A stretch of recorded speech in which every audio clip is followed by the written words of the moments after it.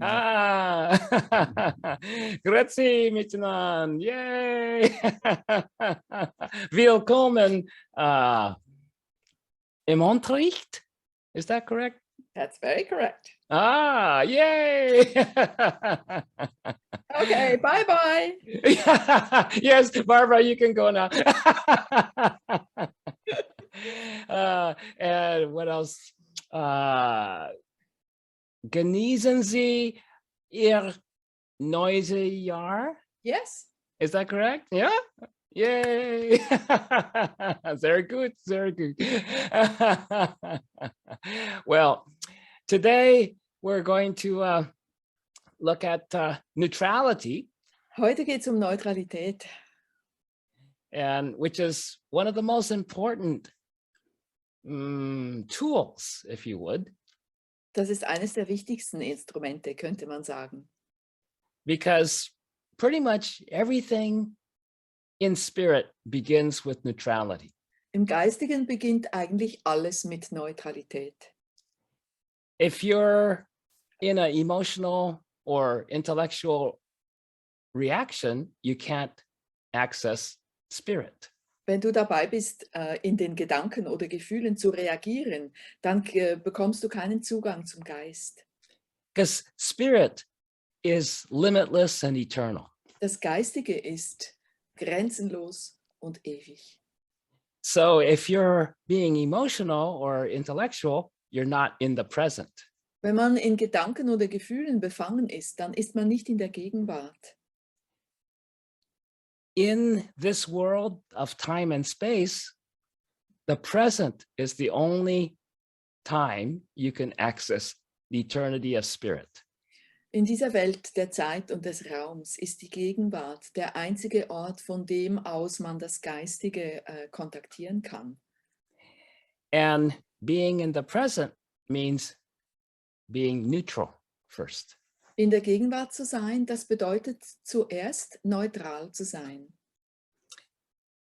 Being neutral means neither holding on to something or trying to get rid of it. Neutral zu sein bedeutet, weder zu versuchen, etwas loszuwerden, noch zu versuchen, sich an etwas festzuhalten. If you're trying to change something, you're not neutral. Wenn man versucht, etwas zu verändern, dann ist man nicht neutral. In fact, if you're trying anything, you're not neutral. Es ist sogar so, dass wenn man irgendetwas zu tun versucht, ist man nicht neutral. So trying is putting effort into something. Etwas zu versuchen bedeutet, Anstrengung aufzuwenden. So if you're putting any effort into doing psychic work, you're not neutral. Wenn du also versuchst, mit Anstrengung feinstoffliche Arbeit zu tun, dann bist du nicht neutral. So being able to be aware spiritually, you have to be neutral. Damit man geistig bewusst sein kann, muss man erst einmal neutral werden. You can't be attached to anything. Man darf nicht an irgendetwas haften. So neutral means being able to just let things be as they are. Neutral sein bedeutet, dass man fähig ist, die Dinge einfach so sein zu lassen, wie sie sind. In relationship to yourself, neutral means letting yourself be as you are. In Bezug auf einen selbst bedeutet das, neutral sein heißt, sich selbst so sein zu lassen, wie man eben ist.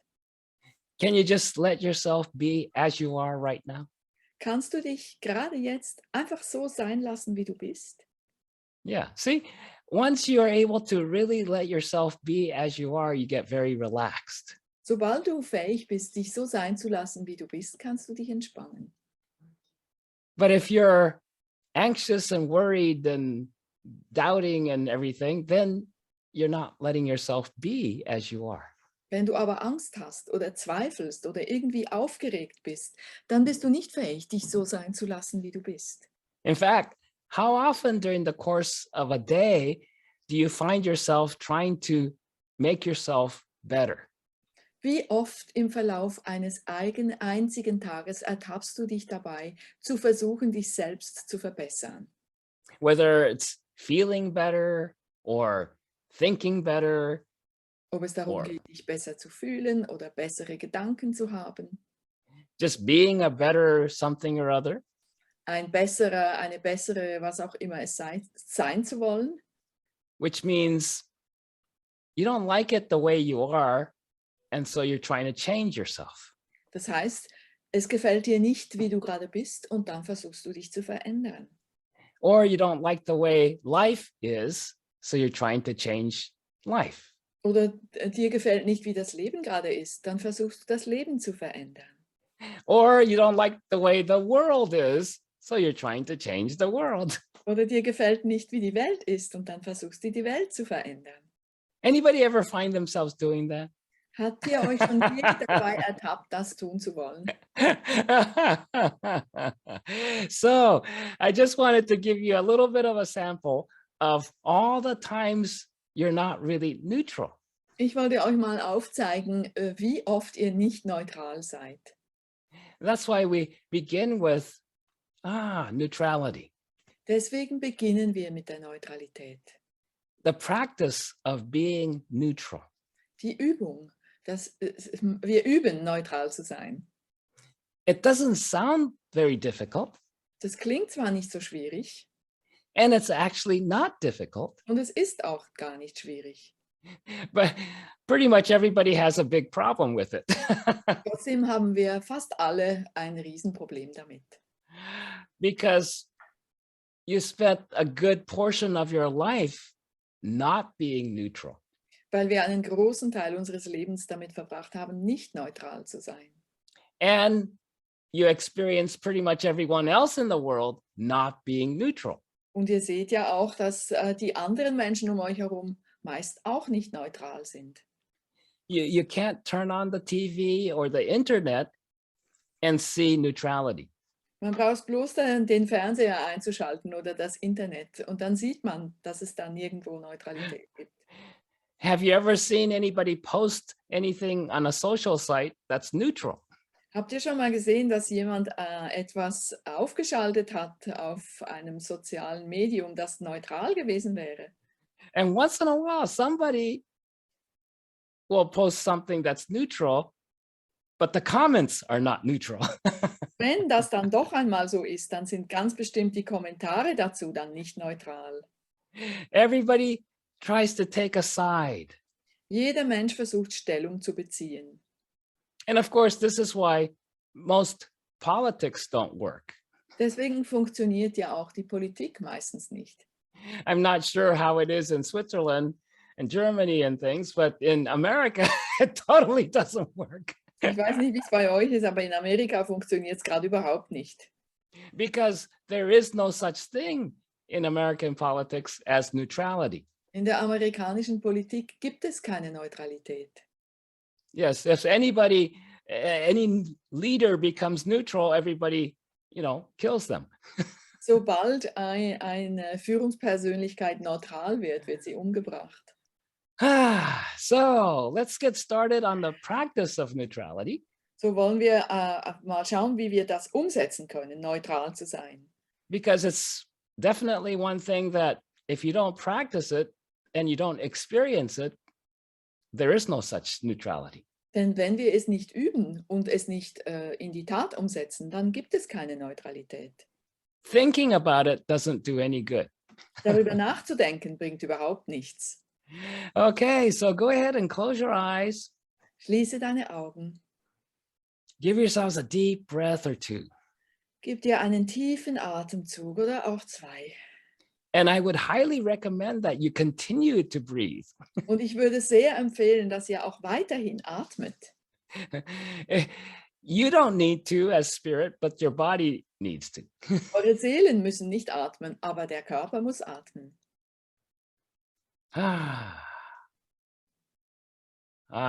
Yes.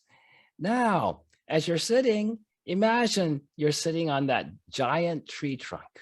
Stell dir jetzt vor, wie du auf diesem riesigen Baumstrunk sitzt. Your grounding cord. Deine Erdung. And imagine that grounding cord connected to your first chakra and also to the center of the earth. Stell dir vor, wie diese Erdung mit dem ersten Chakra verbunden ist und auch mit der Mitte der Erde. So grounding is one of the first and very important tools, psychic tools, to practice neutrality. Sich zu erden ist eine der wichtigsten feinstofflichen Übungen, wenn man Neutralität erlangen möchte. Because as you're grounded from the first chakra, all the excess energies and other people's energies ground off into the center of the earth. Denn wenn ihr geerdet seid vom ersten Chakra aus, dann können alle Energien anderer Menschen abfließen in die Mitte der Erde. So notice that as you just ground yourselves, you may notice, a little bit more relaxed. Nimm wahr, wenn du dich jetzt erdest, wie es sich anfühlt. Du bist vielleicht ein bisschen entspannter. If you've been feeling anything unsettling, it's a little bit less at least. Wenn dich etwas beunruhigt hat, dann beunruhigt es dich jetzt ein bisschen weniger. Because you're letting go of and grounding off any energies that's not yours. Weil du alle Energien loslässt und in die Erdung abfließen lässt, die nicht deine sind. Because your own energy you can handle. Mit deiner eigenen Energie kannst du umgehen. You don't have a problem with your own energy. Mit deiner eigenen Energie hast du kein Problem. It's just when you take on somebody else's energy, even if it's good, you can't use it. Aber wenn du Energien anderer Menschen aufnimmst, selbst wenn es eine schöne Energie ist, dann kannst du damit nichts anfangen. All right. Now, would you imagine just being right in the center of your head? Stell dir vor, dass du mitten in deinem Kopf bist. Just be aware in the center of your head Sei mit deinem Bewusstsein mitten in deinem Kopf. and notice what starts to happen as you're just aware in the center of your head. Und nimm wahr, was jetzt passiert, während du mit deinem Bewusstsein mitten in deinem Kopf bist. You might notice the more aware you become in the center of your head, the quieter things become. Vielleicht fällt dir auf, dass je mehr du mitten in deinem Kopf bewusst wirst, desto ruhiger wird alles um dich. The quieter it becomes inside of you, Und desto ruhiger wird auch alles in dir. even if it's really noisy outside. Selbst wenn da draußen ganz viel Lärm sein sollte. So between the grounding, the body from the first chakra, and you being in the center of your head, you start to have neutrality more. Indem man den Körper erdet vom ersten Chakra aus und mehr mitten in seinem Kopf ist mit seinem Bewusstsein, dann wird man auch neutraler. One of the signs of you being more aware in the center of your head is neutrality. Ein Anzeichen dafür, dass du mehr mit dem Bewusstsein mitten im Kopf bist, ist Neutralität. As you become more aware of the center of your head, you might find, you're less likely to jump around with everything. Und wenn du mit deinem Bewusstsein immer mehr in die Mitte deines Kopfes kommst, stellst du vielleicht fest, dass die Gedanken nicht mehr so sehr herumspringen. You might start to notice that you don't have to jump in to do something right away. Es fällt dir dann vielleicht auf, dass es gar nicht nötig ist, dass du sofort aufspringst und irgendwas tust. You can let things be as they are, Du kannst die Dinge so lassen, wie sie sind. at least a little bit more than usual. Jedenfalls ein bisschen mehr als normalerweise. So the practice of neutrality is going to help you be in that state more and more. Wenn du dich in Neutralität übst, wirst du immer mehr in diesen Zustand kommen. What's the first thing that you have to become neutral to? Was ist das Erste, dem gegenüber du neutral werden musst? Reactions. Reaktionen. So we have all kinds of reactions going on all the time. Wir reagieren ständig. Reactions are automatic. Reaktionen geschehen automatisch. It's not something you spontaneously create. Es ist nicht etwas, was wir spontan erschaffen. It's something that happens mechanically. Es ist etwas, das mechanisch passiert. You don't use your conscious choice to have a reaction. Du entscheidest dich nicht bewusst für eine bestimmte Reaktion. In fact, you just notice a reaction once it happens. Sondern du nimmst eine Reaktion erst zur Kenntnis, wenn sie schon am Ablaufen ist. By the time you become aware of a reaction, it's at least already happening. Wenn du dir einer Reaktion bewusst wirst, ist sie mindestens schon am Laufen. Often, you only notice it after it's done. Oft nimmst du sie sogar erst wahr, wenn sie schon fertig ist. So let's say somebody is hiding around the corner while you walk by. Sagen wir mal, es versteckt sich jemand hinter der nächsten Ecke, während du da vorbeigehst. And you're thinking about what you're going to have for lunch. Und du bist gerade dabei zu überlegen, was du zu Mittag essen wirst. So you're not very aware. So bist du nicht sehr bewusst. And then that person just goes, boo! Und dann sagt dieser Mensch, Buh! And you might go, ah! Und dann erschrickst du vielleicht. That's a reaction. Das ist eine Reaktion. And not only did you have a reaction, but you became the reaction. Du hast nicht nur eine Reaktion gehabt, sondern du bist zu dieser Reaktion geworden. Where you became the reaction is where you jump in surprise and yell out. In dem Moment, wo du zusammengezuckt bist und aufgeschrien hast. But there's also been times where you've had a reaction that you didn't become. Es gab aber auch vielleicht Gelegenheiten, wo du eine Reaktion hattest und nicht zu ihr geworden bist.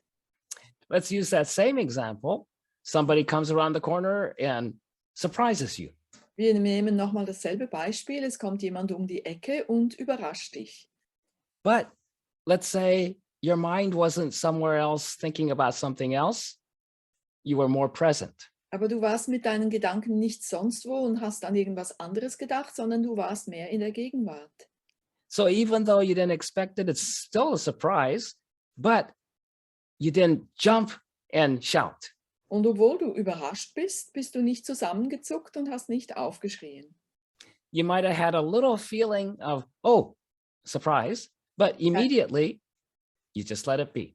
Vielleicht hattest du ein Gefühl von überrascht zu werden, aber du hast es einfach dabei belassen. So you still had the internal emotional reaction, So hattest du zwar immer noch die innere emotionale Reaktion, but the moment you start to have it, you got more present and you were able to just let it be. aber in dem Moment, wo du sie hattest, bist du präsenter geworden und hast sie einfach sein lassen. You didn't become that reaction. Du bist nicht zu dieser Reaktion geworden. Another example is somebody insults you Ein weiteres Beispiel, jemand beleidigt dich and you notice the reaction of anger comes up inside of you. und du nimmst wahr, dass du innerlich wütend wirst als Reaktion darauf. So when that reaction of anger flares up inside of you, you might become it and yell back. Wenn dann diese Wut in dir aufflammt, dann wirst du vielleicht zu dieser Wut und schreist zurück. Or you might feel it's inappropriate in a public place to yell at somebody, so you hold it down, hold it in. Oder du hast das Gefühl, an einem öffentlichen Ort gehört es sich nicht, jemanden anzuschreien und du hältst es zurück. So you don't say anything or make any physical gestures, but you're going inside. So reagierst du zwar körperlich nicht und du sagst nichts, aber du knurrst in deinem Inneren. And you have different thoughts of what you would like to do to torture that person. Und du hast verschiedene Gedanken, die dir sagen, was du jetzt am liebsten machen würdest mit diesem Menschen. Or how to get back when it's appropriate. Oder wie du dich an ihm rächen kannst, wenn es besser passt. That's still becoming the reaction. Auch da bist du zur Reaktion geworden. But then, same example, you might experience the little flare up of anger, but you just let it be. Im selben Beispiel hast du vielleicht das Gefühl, dass du ein bisschen kurz, ein bisschen wütend wirst, aber dann lässt du es sein. And in a very short time, the anger is dissipated. Und dann dauert es gar nicht lange, bis die Wut sich zerstreut hat. And you have the clarity of mind of deciding, oh, do you wish to address that or just walk on? Und du bist dann innerlich klar genug, um dich entscheiden zu können, ob du das aufnehmen oder einfach weitergehen möchtest. So this is different ways you react to the reaction. Das sind verschiedene Arten, wie man auf eine Reaktion reagieren kann. And you have a choice of either reacting to the reaction or responding to the reaction. Du hast die Wahl. Du kannst entweder mit dieser Reaktion arbeiten oder du kannst auf die Reaktion automatisch reagieren. Reactions are always mechanical, automatic. Reaktionen sind immer mechanisch und automatisch. You can say you can't help it Man könnte sagen, man kann nichts dagegen tun, because you're not aware of it ahead of time. weil man sich dessen nicht im Vornherein bewusst ist. You're only aware of reactions after it starts, at least it starts happening. Man wird sich einer Reaktion erst bewusst, wenn sie mindestens schon teilweise abgelaufen ist. So you can't really do anything to change that reaction. So kann man nichts tun, um sie zu verändern. And you can't do anything to stop the reaction. Und du kannst nichts tun, um sie aufzuhalten. But the free choice you have is whether to become the reaction or let it be. Aber du kannst dich frei entscheiden, ob du zu dieser Reaktion werden willst oder ob du sie sein lassen willst. The practice of neutrality is being neutral to the reaction and just letting it pass. Sich in Neutralität zu üben bedeutet, neutral zu sein gegenüber dieser Reaktion und sie einfach vorbeigehen zu lassen. And when you master that ability to be neutral, nobody will even notice you had a reaction. Wenn du diese Fähigkeit gemeistert hast, neutral zu bleiben, dann wird es den anderen Menschen gar nicht auffallen, dass du eine Reaktion gehabt hast. Because you didn't do anything in reaction to the reaction. Weil du nichts getan hast, um auf diese Reaktion zu reagieren. Okay, so give yourselves a deep breath. Gib dir einen tiefen Atemzug. Notice the grounding is still there. Nimm wahr, dass die Erdung immer noch besteht. Just imagine anything, any extra energy, any energies of other people that you've been holding on to just drops down the grounding cord.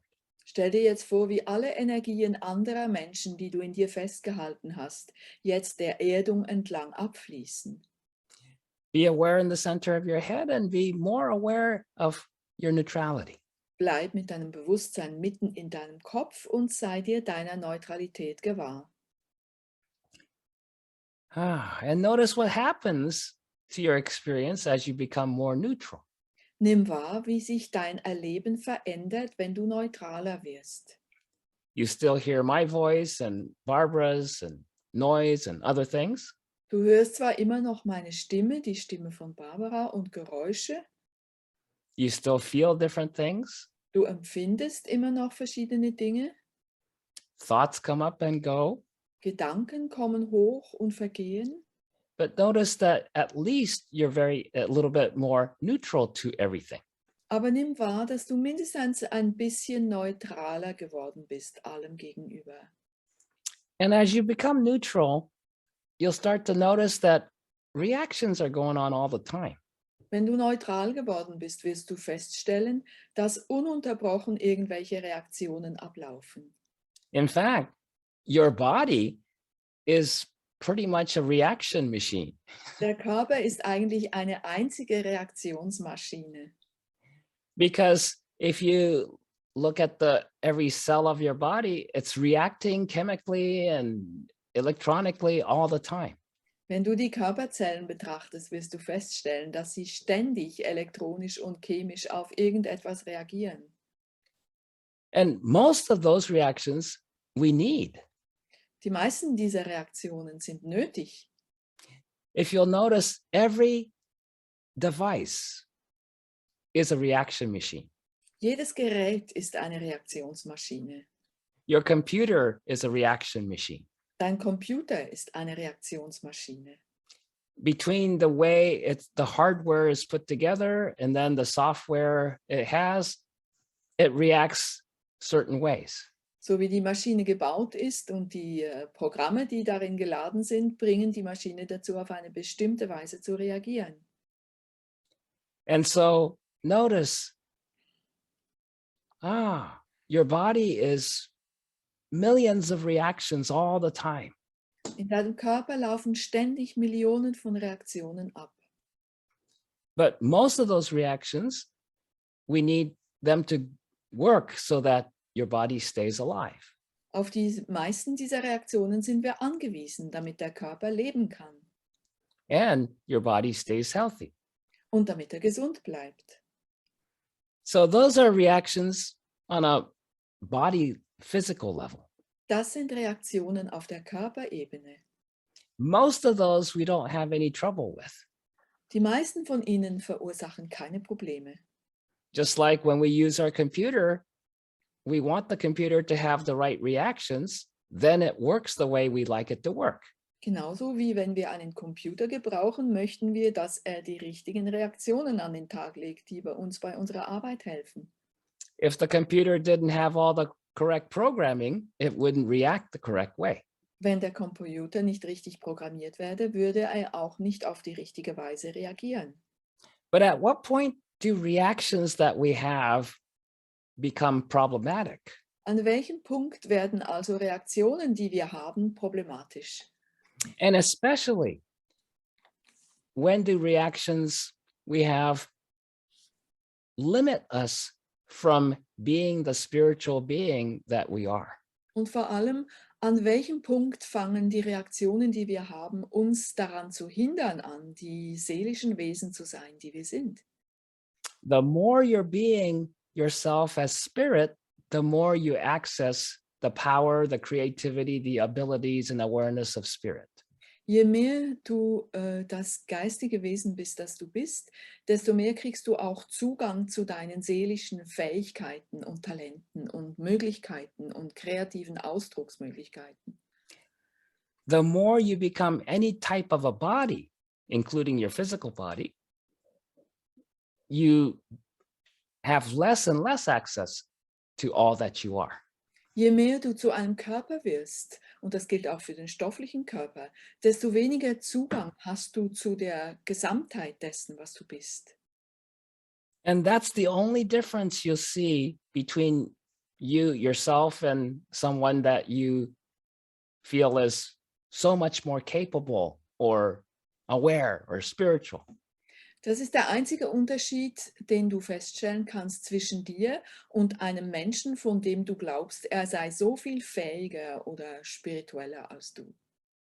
The person that is much more aware and have more spiritual abilities and awareness just means they're less being some sort of body and being more spirit. Ein Mensch, der spirituell sehr bewusst oder sehr fähig ist einfach weniger ein Körper und hat sich mehr mit seinem Geist, seiner Seele identifiziert. So again, neutrality is essential to being aware. So ist Neutralität unabdingbar für Bewusstsein. Whenever you're not neutral, you're not being aware. Wann immer du nicht neutral bist, bist du auch nicht bewusst. The more not neutral you are, the less aware you are. Je weniger neutral du bist, desto weniger bewusst bist du auch. The more neutral you become, the more aware you become. Je neutraler du wirst, desto bewusster wirst du. But who you are remains the same. aber du bist immer derselbe. What you're being changes. Das, was du bist, verändert sich. Okay, so give yourselves a deep breath. Gib dir einen tiefen Atemzug. As you're aware in the center of your head, I'd like you to become aware of the earth energy beneath your feet. Bleib mit deinem Bewusstsein mitten in deinem Kopf und werde dir jetzt auch der Erdenergie unter deinen Fußsohlen gewahr. And just imagine the earth energy, imagine what it looks like to you, Stell dir vor, wie diese Erdenergie aussieht für dich, the quality of it, was sie für eine Qualität hat. and just imagine that earth energy flowing into the bottoms of your feet through your feet chakras. Stell dir vor, wie diese Erdenergie durch deine Fußsohlen, durch deine Fußchakren hereinfließt. And as the earth energy is flowing up through your feet chakras, it flows up the main channel in the middle of your legs. Und dann über die Fußchakren durch den großen Kanal mitten in deinen Beinen hochfließt. As it flows up the middle channel in your legs, it goes through the knee chakras in your knees, Dabei fließt sie durch die Kniechakren in den Knien and then goes up through the leg channels in the upper legs into your first chakra.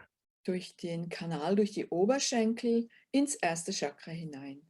The first chakra is just above the tip of your tailbone. Das erste Chakra befindet sich knapp über der Spitze des Steißbeins. Same chakra where your grounding is connected to. Es ist dasselbe Chakra, wo deine Erdung festgemacht ist.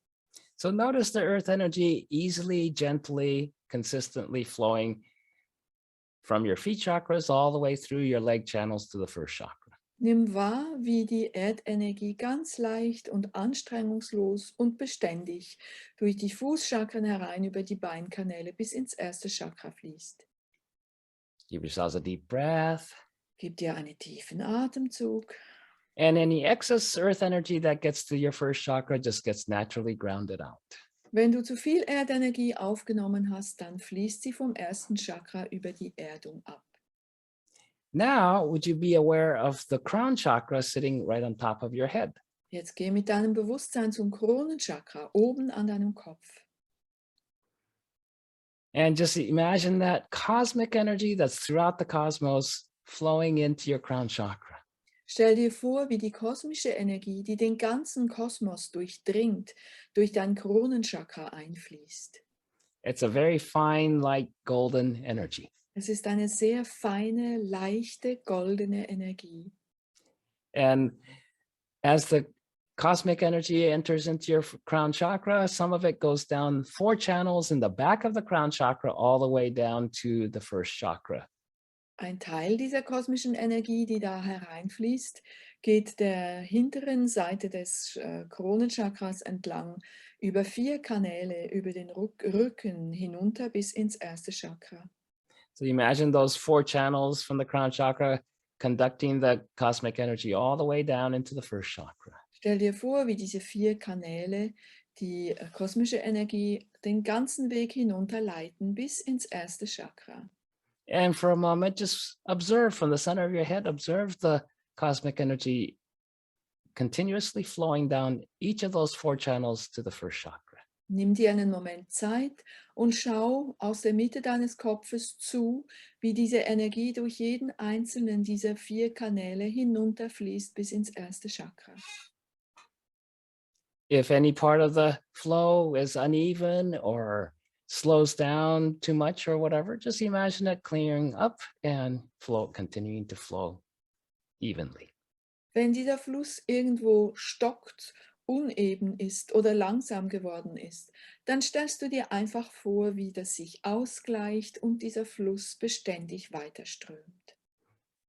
And validate yourself that you're a totally creative being. Und gib dir Wertschätzung dafür, dass du ein uneingeschränkt schöpferisches, geistiges Wesen bist. You're able to create anything just from your ability to imagine. Du bist fähig, alles und jedes zu erzeugen aus deiner Vorstellungskraft.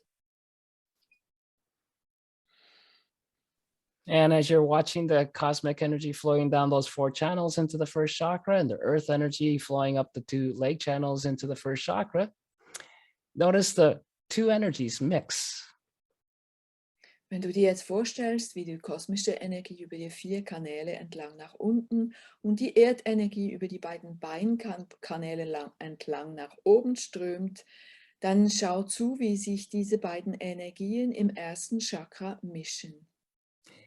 and as the two energies mix, they go up the front 2 channels all the way up to the crown chakra at the top of your head.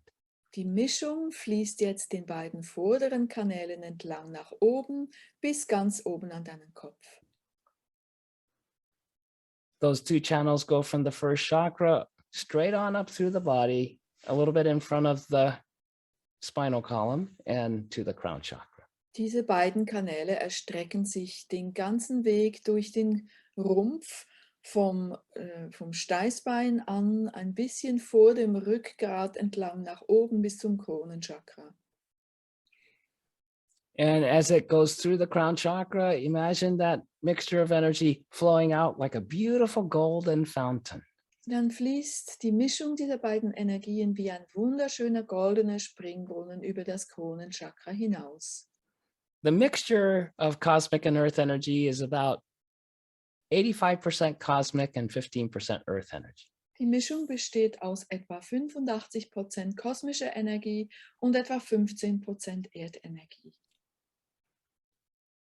As you practice running the earth and cosmic energies this way, you can experiment a little bit and see if you reduce the earth energy by 1 or 2% and increase the cosmic energy by 1 or 2%, see what that's like.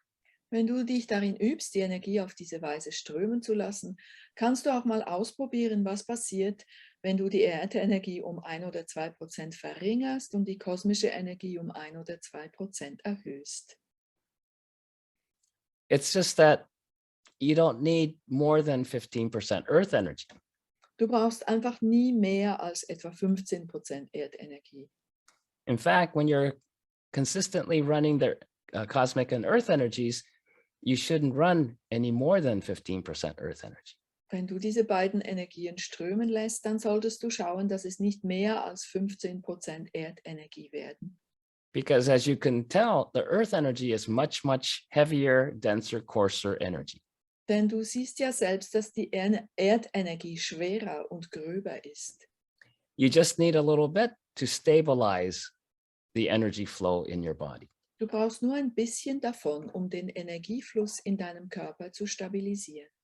It also helps you stabilize your clairvoyance. Es hilft auch dabei, die Hellsichtigkeit zu stabilisieren. You'll be able to maintain seeing certain things that you like to look at. Du wirst dann besser fähig, den Blick auf das gerichtet zu halten, was du gerne sehen möchtest. And this is also why it's important to be able to create an image of a rose out in front of your forehead. Deswegen ist es auch so wichtig, fähig zu sein, ein Rosenbild vor deiner Stirn erstehen zu lassen. So that's just imagining an image of a rose. Es ist einfach das sich Vorstellen eines Rosenbildes. Notice what it looks like to you. Schau, wie das aussieht für dich. And then imagine that image exploding in a flash of light. Und dann stellst du dir vor, wie dieses Bild platzt in einem Blitz von Licht. And then would you imagine another rose out in front of you?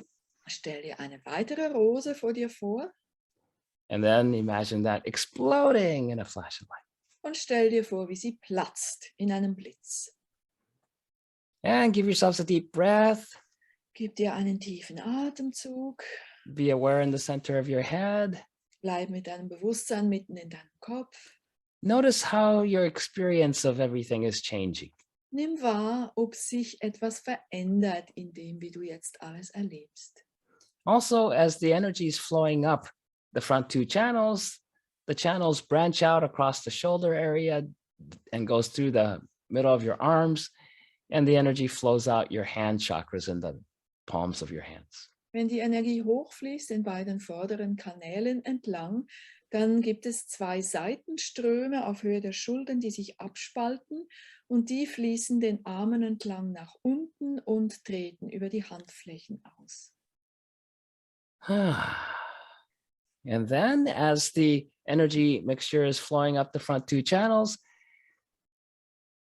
the channels are connected to each of your 7 major chakras. Die beiden vorderen Energiekanäle sind verbunden mit jedem der 7 Hauptchakren. And so the energy mixture is fed into each of the 7 major chakras along the way before it flows out the crown chakra. So nährt der Fluss dieser Energiemischung jedes dieser 7 Hauptchakren beim Hochfließen, bevor sie austritt aus dem Kronenchakra.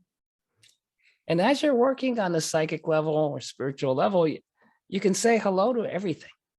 Wenn du auf der geistigen Ebene, auf der Seelenebene arbeitest, dann kannst du alles begrüßen. Be aware everything's energy. Sei dir bewusst, dass alles Energie ist. And all energies have consciousness. Alles, was Energie ist, hat Bewusstsein. So you can say hello to any kind of, any form of energy. Du kannst jede Form von Energie begrüßen. So you can say hello to the earth energy. Du kannst die Erdenergie begrüßen. You can say hello to the cosmic energy. Du kannst die kosmische Energie begrüßen.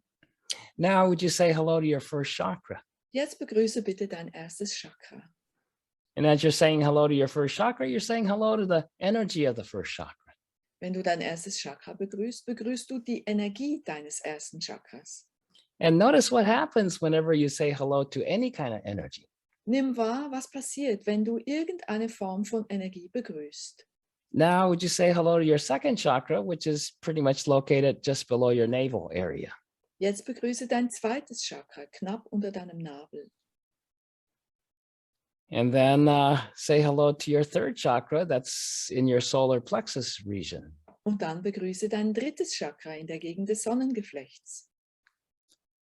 As you say hello to each chakra, you might notice a different kind of energy, different experience. Wenn du jedes einzelne Chakra begrüßt, dann fällt dir vielleicht auf, dass es sich nicht immer gleich anfühlt, dass die Energien unterschiedlich sind. And now say hello to your fourth chakra in the center of your chest, Jetzt begrüße dein viertes Chakra mitten auf deiner Brust, just behind your sternum bone. knapp hinter dem Brustbein.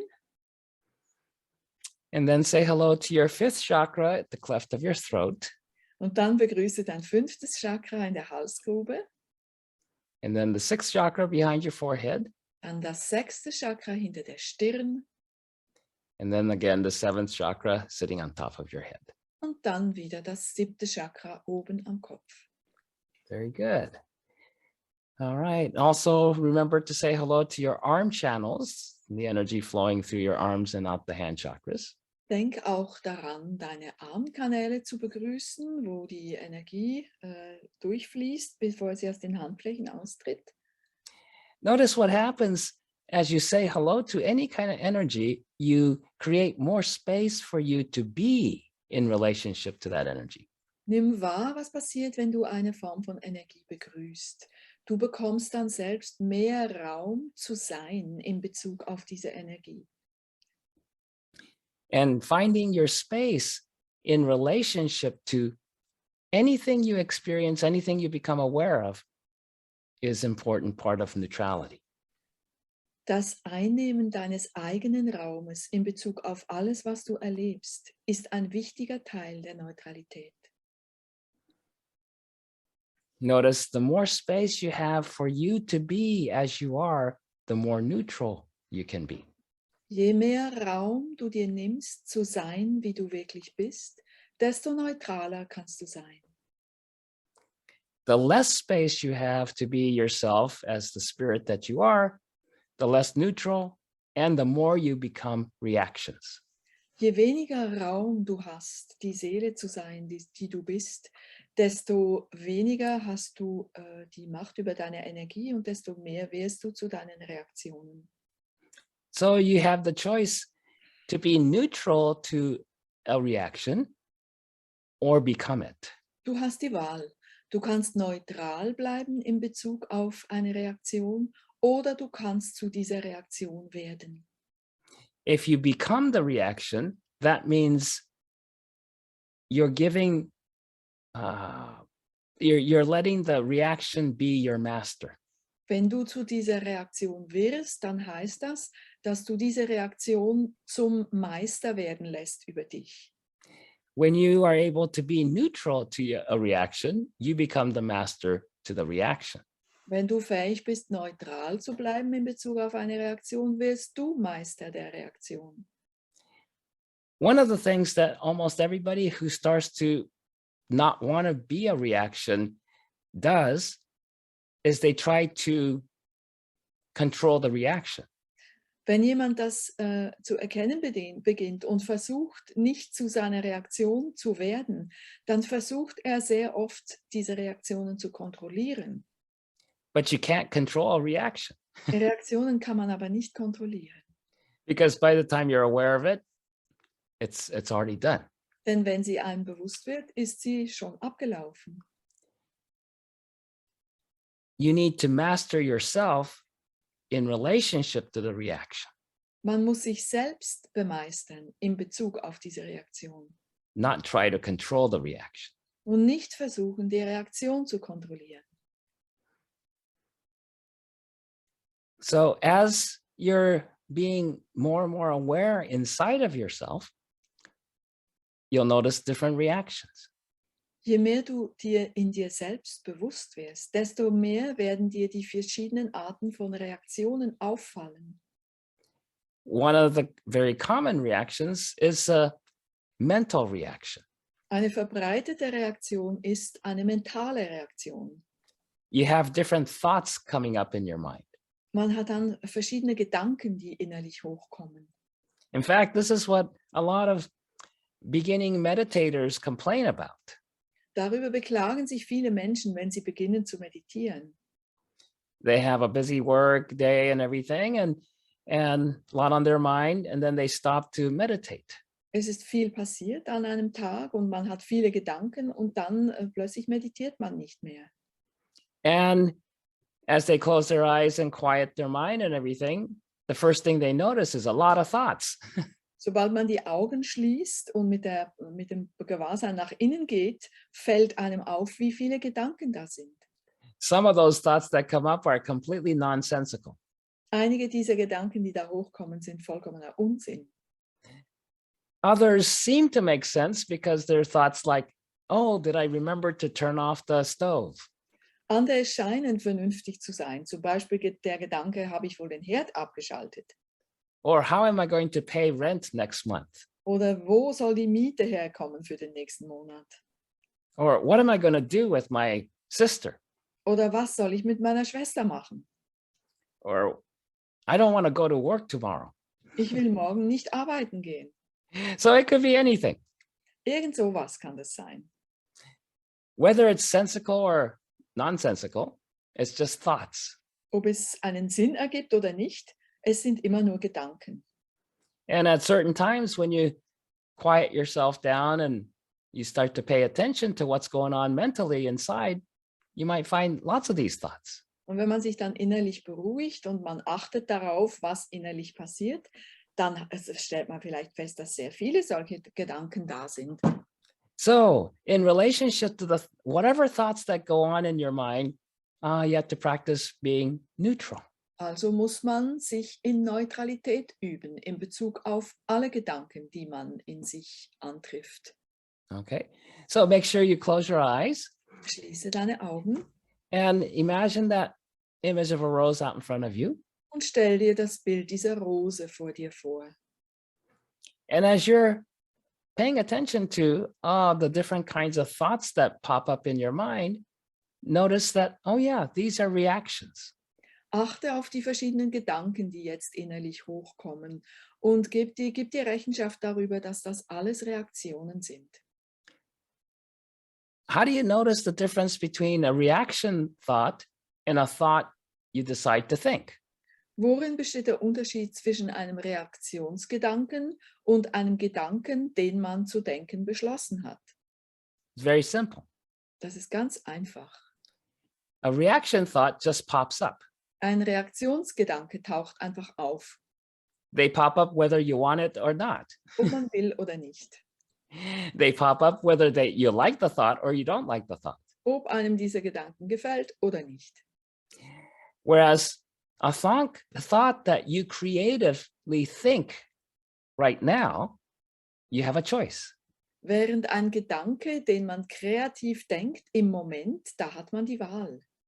So at this moment, if you decide, I'd like to think this thought, Wenn du dich in diesem Moment bewusst entscheidest, diesen bestimmten Gedanken zu denken, you'll notice that thought isn't a reaction. dann wirst du merken, dass dieser Gedanke nicht eine Reaktion ist. You consciously and deliberately decided to think it.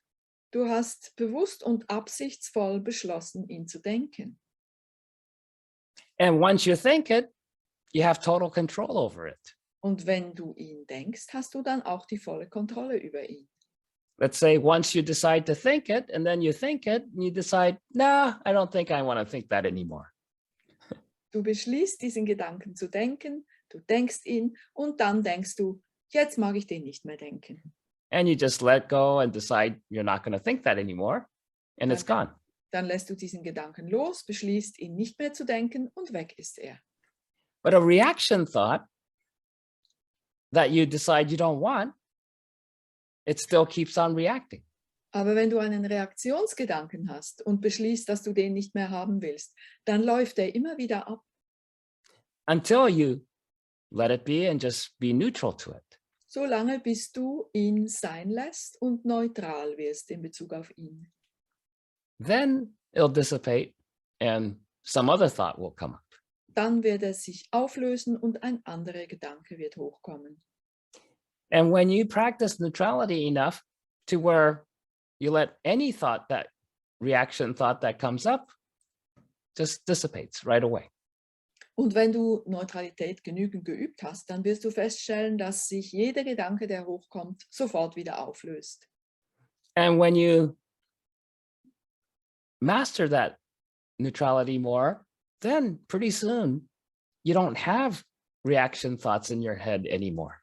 Und wenn du dann diese Neutralität meisterst, wirst du bald keine Reaktionsgedanken mehr haben. Or only on certain very upsetting moments. Oder jedenfalls nur noch in Momenten, wo etwas passiert ist, das dich stark aus der Fassung bringt. The rest of the time, your mind is empty. Und den Rest der Zeit ist dein Geist leer. So as you have that rose image in front of your forehead, Wenn du jetzt dieses Bild dieser Rose vor deiner Stirn hältst, notice any kind of reaction thoughts that are popping up in your mind. dann nimm wahr, welche Reaktionsgedanken jetzt innerlich hochkommen in dir. Anything.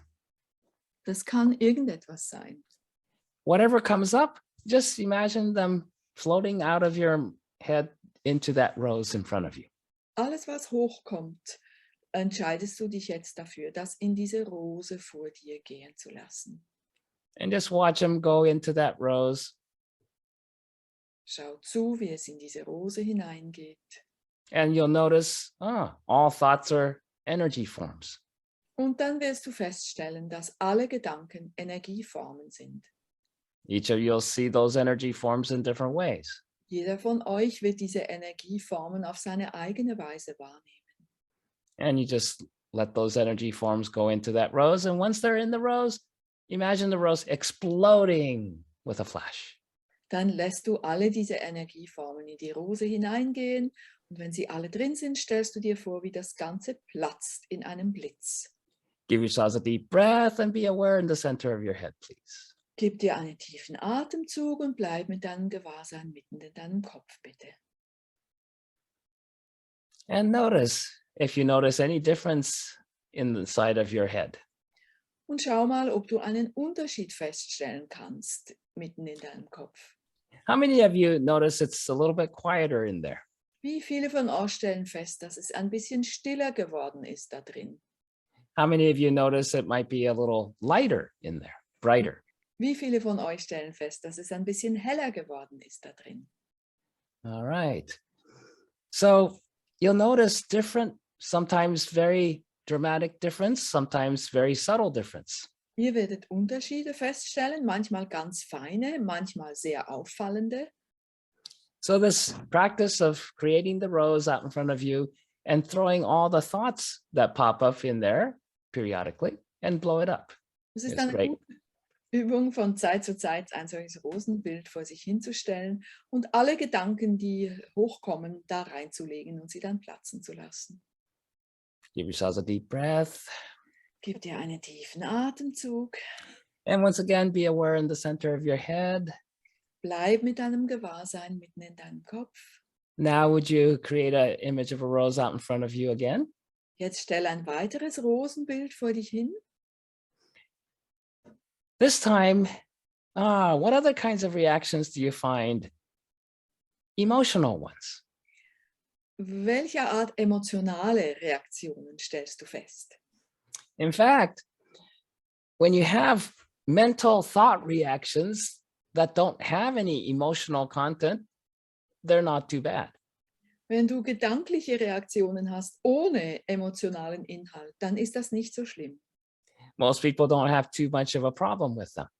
Das macht den meisten Menschen keine großen Probleme. But it starts to become more problematic for more people when the reaction is emotional. Für die meisten Menschen wird es dann schwierig, wenn die Reaktionen emotionaler Natur sind. Sometimes it's purely emotional without a thought. Manchmal sind es reine Emotionen, ohne Gedanken. Other times it's emotional with very intense thoughts. Manchmal ist es emotional mit sehr intensiven Gedanken. So, okay, as you have a rose in front of you, I'd like you to just check around in your emotional space inside your mind, inside of you, in your own space. What kind of emotions do you notice? Even very light, subtle emotions. Stell diese Rose vor dich hin und prüfe deinen emotionalen Raum in dir. Welche Art von Emotionen stellst du da fest? Vielleicht sind es ganz geringfügige Emotionen. Sometimes you might not even know what to call that emotional energy. Manchmal weiß man gar nicht, wie man diese emotionale Energie benennen soll. But the characteristic of an emotional reaction is that you feel it. Das Typische an einer emotionalen Reaktion besteht darin, dass man sie spürt, empfindet. Because if you were somehow anesthetized, you wouldn't feel the emotion and you wouldn't know you have a reaction. Wenn man in Narkose wäre, dann würde man keine Emotionen verspüren und nicht wissen, dass man reagiert. In fact, a lot of people, pretty much everybody, learns somewhere along there when they're growing up to not feel those emotions as much. Die meisten Menschen lernen irgendwann während ihres Heranwachsens, diese Gefühle nicht mehr so intensiv zu empfinden. It's a type of self-anesthetizing. Es ist eine Art Selbstnarkose. Because if the emotional energy is upsetting and difficult to manage, you don't want to feel too much of it. Denn wenn es eine schwierige emotionale Energie ist, dann möchte man die ja nicht allzu intensiv spüren. For some people, they've trained themselves to not feel any of it. Einige Menschen haben sich darauf abgerichtet, gar nichts mehr zu spüren. In fact, most of you in here today might know at least one person like that, where you feel more of what they're going through emotionally than they do. Die meisten von euch hier heute Abend kennen vielleicht jemanden, bei dem ihr mehr Gefühle habt zu dem, was bei diesem Menschen passiert, als er oder sie selbst. In fact, I'm sure pretty much all of you in here has had that experience where you're feeling a person's anger or grief, but they feel nothing. Ich bin sicher, dass ihr alle hier schon mal in der Situation wart, wo ihr gespürt habt, dass der Mensch da euch gegenüber sehr traurig oder sehr wütend war und der Mensch selbst verspürt gar nichts. In fact, if you ask them about it, they'll probably deny it and says, you're crazy. Und wenn man diesen Menschen dann danach fragt, dann wird er das wahrscheinlich abstreiten und sagt vielleicht, du spinnst. So this is that space of feeling. Das ist dieser Raum des Fühlens. So as you're noticing, what kind of feelings are you having? that pop up. Nimm jetzt wahr, welche Art von Gefühle du in dir hast, die jetzt hochkommen. A lot of times, especially if there's a strong emotional reaction going on, you might not feel them as emotions. Oft ist es so, vor allem wenn man ganz starke Emotionen hat, dass man die gar nicht als Gefühle wahrnimmt. This is where so many people often confuse their emotional reactions as physical pain. Deswegen verwechseln Menschen oft Gefühlsreaktionen mit körperlichen Schmerzen Or even just physical discomfort. oder mit körperlichem Unwohlsein. So if you ask such a person, gee, are you being very emotional? The person might say, no, I'm just a little uncomfortable. Wenn du dann einen solchen Menschen fragst, hast du gerade starke Gefühle, dann sagt er wahrscheinlich, nein, mir ist nur nicht ganz wohl. What happens? Emotional energy is creative energy. Emotionale Energie ist schöpferische Energie. So creative energy could be used in any form. Schöpferische Energie kann man beliebig einsetzen. So if your creative energy goes into an emotional reaction, it becomes very powerful. Wenn deine schöpferische Energie in eine emotionale Reaktion hineingeht, dann kann sie sehr kraftvoll sein. Because your creative energy is power. Denn deine kreative Energie ist Kraft. It's your creative energy that you use to get things to happen. Es ist die schöpferische Energie, die wir dazu benutzen, Dinge in Gang zu setzen. Just like gasoline, putting into gasoline into an engine gets the engine moving. Genauso wie ein Motor Benzin braucht, um in Gang zu kommen. Give yourselves a deep breath. Gib dir einen tiefen Atemzug. So what you may be noticing in your mind is, gee, my lower back is a little uncomfortable. Vielleicht stellst du jetzt fest, dass dein unterer Rücken sich nicht so gut anfühlt. Or my right shoulder hurts. Oder dass deine rechte Schulter schmerzt. And the only time when it's actual physical discomfort is when there's a physical injury there. Und das einzige Mal, wo es wirklich körperlichen Ursprungs ist, wenn man sich körperlich verletzt hat an dieser Stelle. But even when there is a physical injury, there may be a good amount of the discomfort or pain that a person feels may be mostly emotional. Aber selbst wenn man sich körperlich verletzt hat, ist ein großer Teil des Unwohlseins, das ein Mensch dann verspürt, wahrscheinlich emotionaler Natur. In fact, pretty much everyone I've ever worked with who was in physical pain from a bad injury right here and then kind of a thing, when they became neutral to the emotional reaction, their pain went down by 80%. Die meisten Menschen, mit denen ich in dem Moment gearbeitet habe, wo sie starke körperliche Schmerzen hatten, vielleicht nach einem Unfall, war es so, dass wenn es ihnen gelang, neutral zu werden in Bezug auf die Reaktion auf diesen Unfall, dann ist die Schmerzwahrnehmung um 80% gesunken. Which is understandable because if you're seriously injured, what happens? You usually get very scared. Das ist sehr verständlich, denn wenn man sich wirklich schwer verletzt, dann hat man normalerweise große Angst.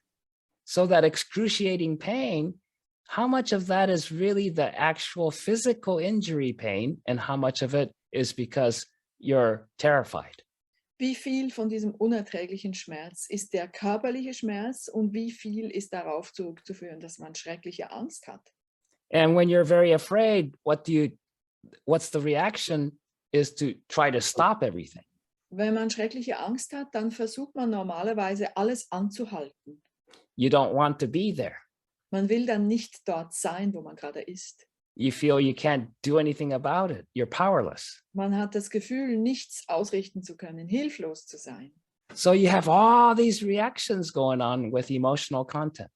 So haben wir alle diese Reaktionen, die emotionalen Inhalt haben.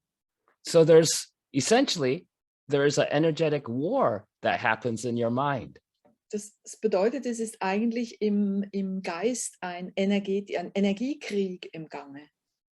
So then, this is where the practice of neutrality becomes very, very important. Das ist dann der Moment, wo es außerordentlich wichtig ist, Neutralität zu praktizieren. Once you're able to be just neutral to all the reactions going on, however intense, you can do something about it. Wenn man fähig ist, neutral zu werden in Bezug auf alle Reaktionen, egal wie intensiv sie sind, in dem Moment ist man fähig zu handeln. In fact, whatever reactions you're aware of, especially on a emotional level right now, on a feeling level, just be neutral. Sei jetzt neutral in Bezug auf alle emotionalen Reaktionen, die du jetzt in dir wahrnimmst. Yeah, just give yourself permission to feel it and let it be okay that you're feeling it. Gib dir die Erlaubnis, das zu spüren und dass es in Ordnung ist, dass du das spürst. You're giving whatever you're experiencing right now space to be. Du gibst dem, was auch immer du gerade erlebst in diesem Moment, Raum zu sein. How many of you notice as soon as you start to give your experience space to just be what it is, it starts to lighten up or settle down a little bit more? Wie vielen von euch fällt auf, dass sobald ihr dem, was gerade ist, Raum gebt zu sein, beruhigt es sich ein bisschen oder ist weniger intensiv? This is always the case. Das ist immer so. So the first thing you do when you become neutral is you're giving whatever you're reacting to space to just be as it is.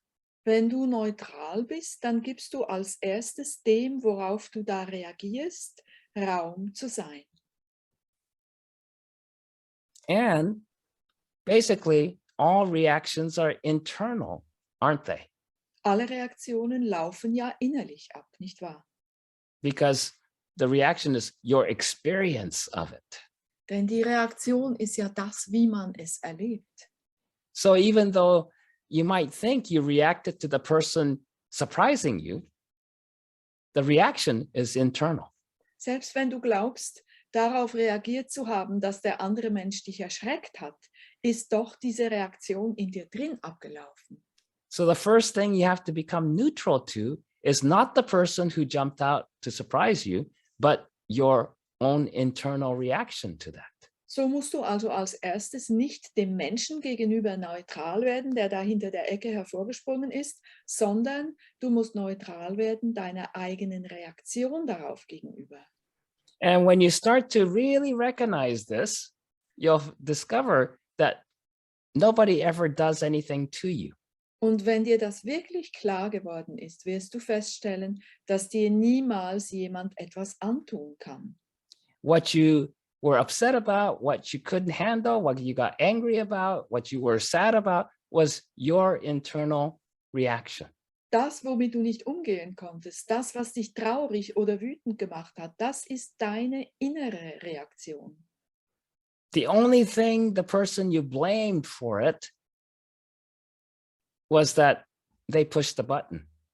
Das Einzige, was du dem anderen Menschen vorgeworfen hast, ist, dass er auf den Knopf gedrückt hat. You already had the reaction. Die Reaktion hast du bereits gehabt, But depending on the person's energy, action, the way they look, the way they sound, what they say, can trigger the button. aber je nachdem, wer dir da gegenübersteht, wie der aussieht, was er sagt, wie seine Stimme klingt, das kann dann den Knopf drücken, also das kann dann der Auslöser sein. So remember, reactions. Be neutral to them. Denk also dran, aha, Reaktionen. Da gilt es neutral zu bleiben. So create another image of a rose out in front of you. Stelle ein weiteres Rosenbild vor dich hin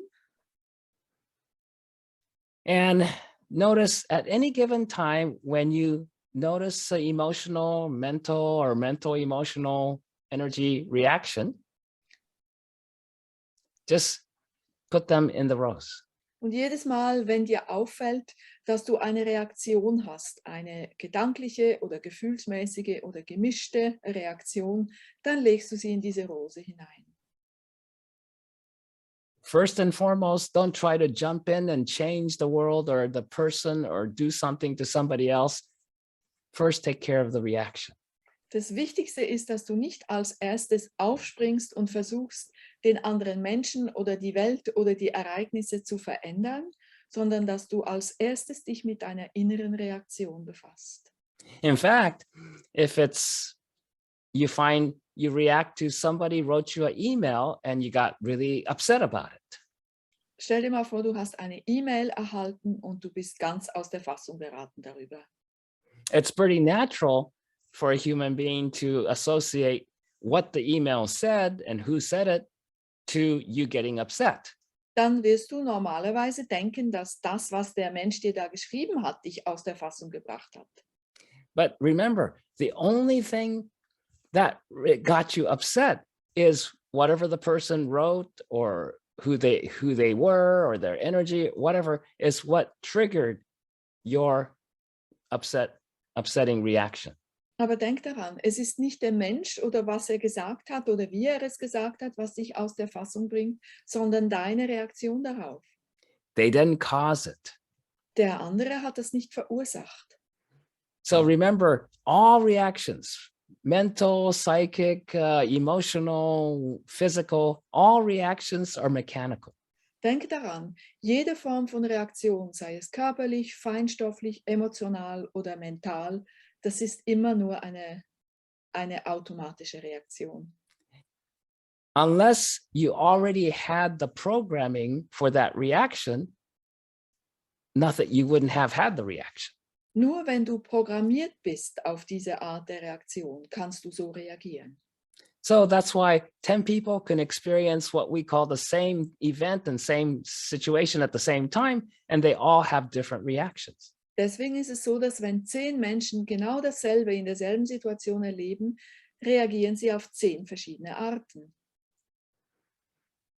And if there's enough people, you might be able to find 1 or 2 people amongst everybody who's reacting, who's not reacting.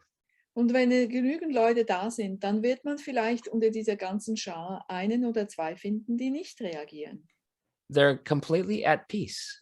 die ganz und gar im Frieden bleiben. While everybody else is screaming in anger or crying in grief, that person is totally at peace. Während alle anderen schreien vor Wut oder weinen aus Trauer, bleibt dieser eine Mensch ganz im Frieden. And in fact, if you could experience what they're experiencing, you would experience something like joy. Und wenn du das empfinden würdest, was der in diesem Moment empfindet, dann wäre das vielleicht Freude. If they're smart, they wouldn't express that joy by singing and dancing when everybody else is crying. Wenn dieser Mensch gescheit ist, dann wird er diese Freude nicht zum Ausdruck bringen, indem er singt und tanzt, während alle anderen weinen.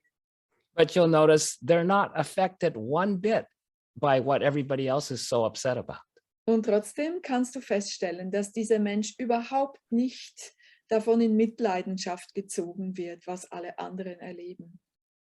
Because they've mastered themselves in relationship to the reactions. Weil er Meisterschaft über sich selbst erlangt hat in Bezug auf seine Reaktionen. And they already know that it's not what everybody thinks they're upset about that's upsetting everyone. Weil er schon weiß, dass die anderen nicht deswegen aus der Fassung geraten sind, was da passiert ist.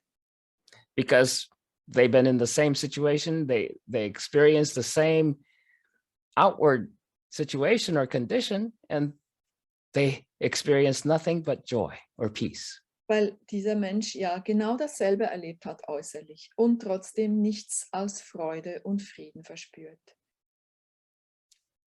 Nothing anybody else or the world does can affect them. Nichts von dem, was andere Menschen oder die Welt tun, kann diesen Menschen beeinflussen. So that's where we're headed to with the practice of neutrality.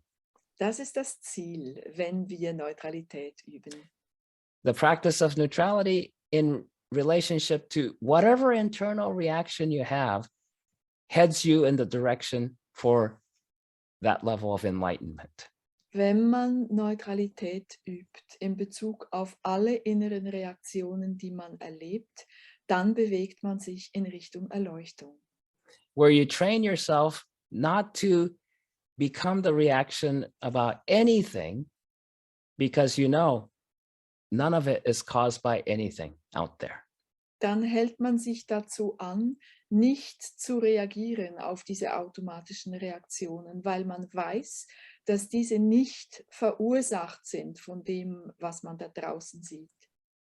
So the first step is whenever a reaction happens within you, just know that, oh, some energy, push the button to that programming. Der erste Schritt besteht darin, dass wenn du eine Reaktion feststellst in dir, dann du dir sagst, das war einfach der Auslöser für diesen automatischen Vorgang.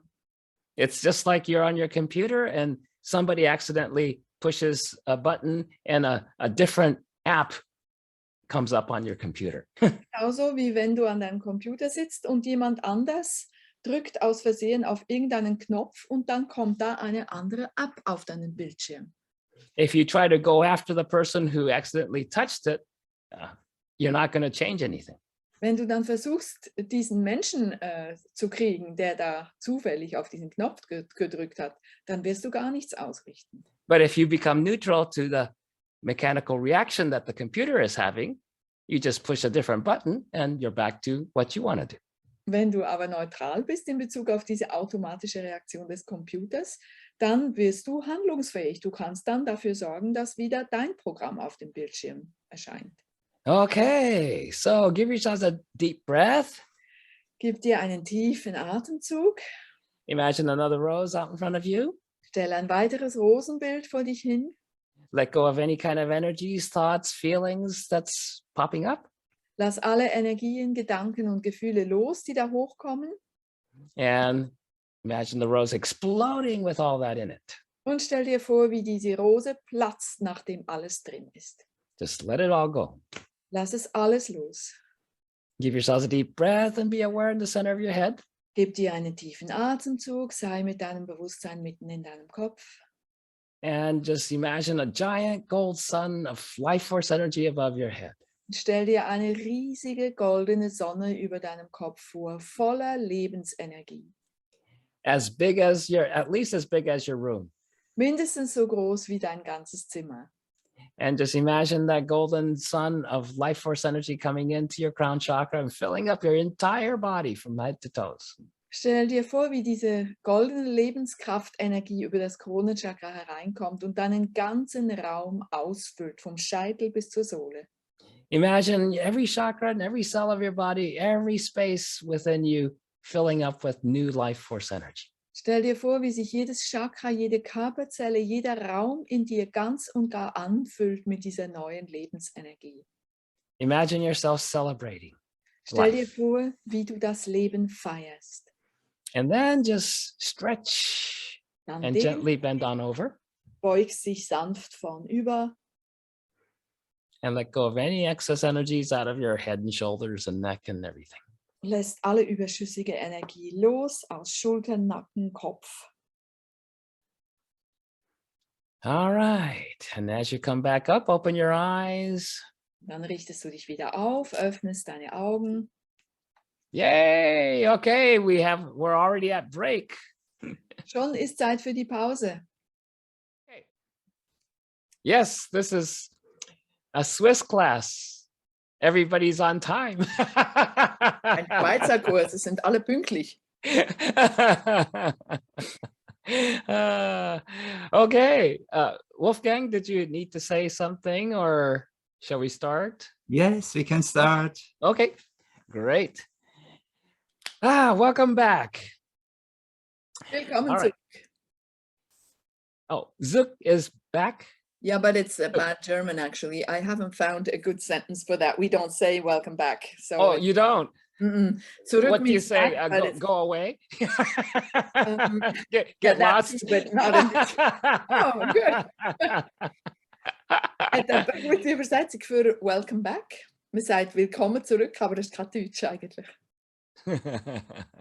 Okay, so now, we might as well get right back to it. And so if you'll close your eyes. Schließe deine Augen. And if anybody here is new to this today, I think most of you have been here all along. Some of you for years and years. Die meisten von euch sind schon Jahre und Jahre dabei, aber wenn es jemanden gibt, der heute zum ersten Mal hier ist, It's a good thing. In spirit, there is no time. ist eine gute Sache. Im Geist gibt es keine Zeit. But those of you who are joining us for the first time, perhaps, we have you close your eyes because you're learning to also be clairvoyant. Wenn jemand zum ersten Mal dabei ist, wenn ich euch sage, ihr sollt die Augen schließen, dann geht es ja auch um die Hellsichtigkeit. Everyone's clairvoyant already, Wir sind alle bereits hellsichtig, but most people aren't aware of it. aber die meisten Menschen sind sich dessen nicht bewusst. But seeing clairvoyantly is very different than seeing physically. Hellsichtig zu sehen ist etwas ganz anderes, als mit den Augen des Körpers zu sehen. So I have everybody close their eyes so that they could rest their physical eyes. Ich lasse euch die Augen schließen, damit die Augen des Körpers Ruhe bekommen. And the more you're able to just let your physical eyes relax and not have to see, Je you mehr, start to je mehr Go die körperlichen Augen ruhen und nichts sehen müssen, then you can bring your energy to your clairvoyant eye, your spiritual eye, much more. desto mehr könnt ihr eure Energie ins geistige, dritte Auge bringen. And since your clairvoyance, you don't use your physical eyes for, you start seeing more. Und da ihr ja für das hellsichtige Sehen die Augen des Körpers nicht braucht, beginnt ihr dann mehr zu sehen. But it generally takes people a while to adjust to this new kind of seeing. Im Allgemeinen dauert es eine Weile, bis sich jemand an diese neue Art des Sehens gewöhnt hat. It's very different than seeing trees and rocks and cars and computers. Es ist ganz anders, wenn man Bäume und Autos und Steine und Computer sieht, Because you're seeing energy. weil man dann Energie sieht. So until you practice it enough and you start to recognize, oh, what you're seeing is very different. Man muss das üben, bis man feststellt, dass man da etwas ganz anderes sieht. With your clairvoyance, you're seeing energy and consciousness, which means also information, directly. Hellsichtig sieht man Energie und Bewusstsein, und das sind ja Informationen, direkt. It's not an intellectual process. Es ist nicht ein intellektueller Prozess. So if you're trying to think your way, it won't work. Wenn du also versuchst, dir das auszudenken, dann wird es nicht funktionieren. So once you start to practice developing your clairvoyant seeing, there's no more how to do anything. Wenn du deine Hellsichtigkeit übst, dann kannst du nicht mehr sagen, so und so geht das. Which changes your learning process from any other kinds of school and training you've ever had.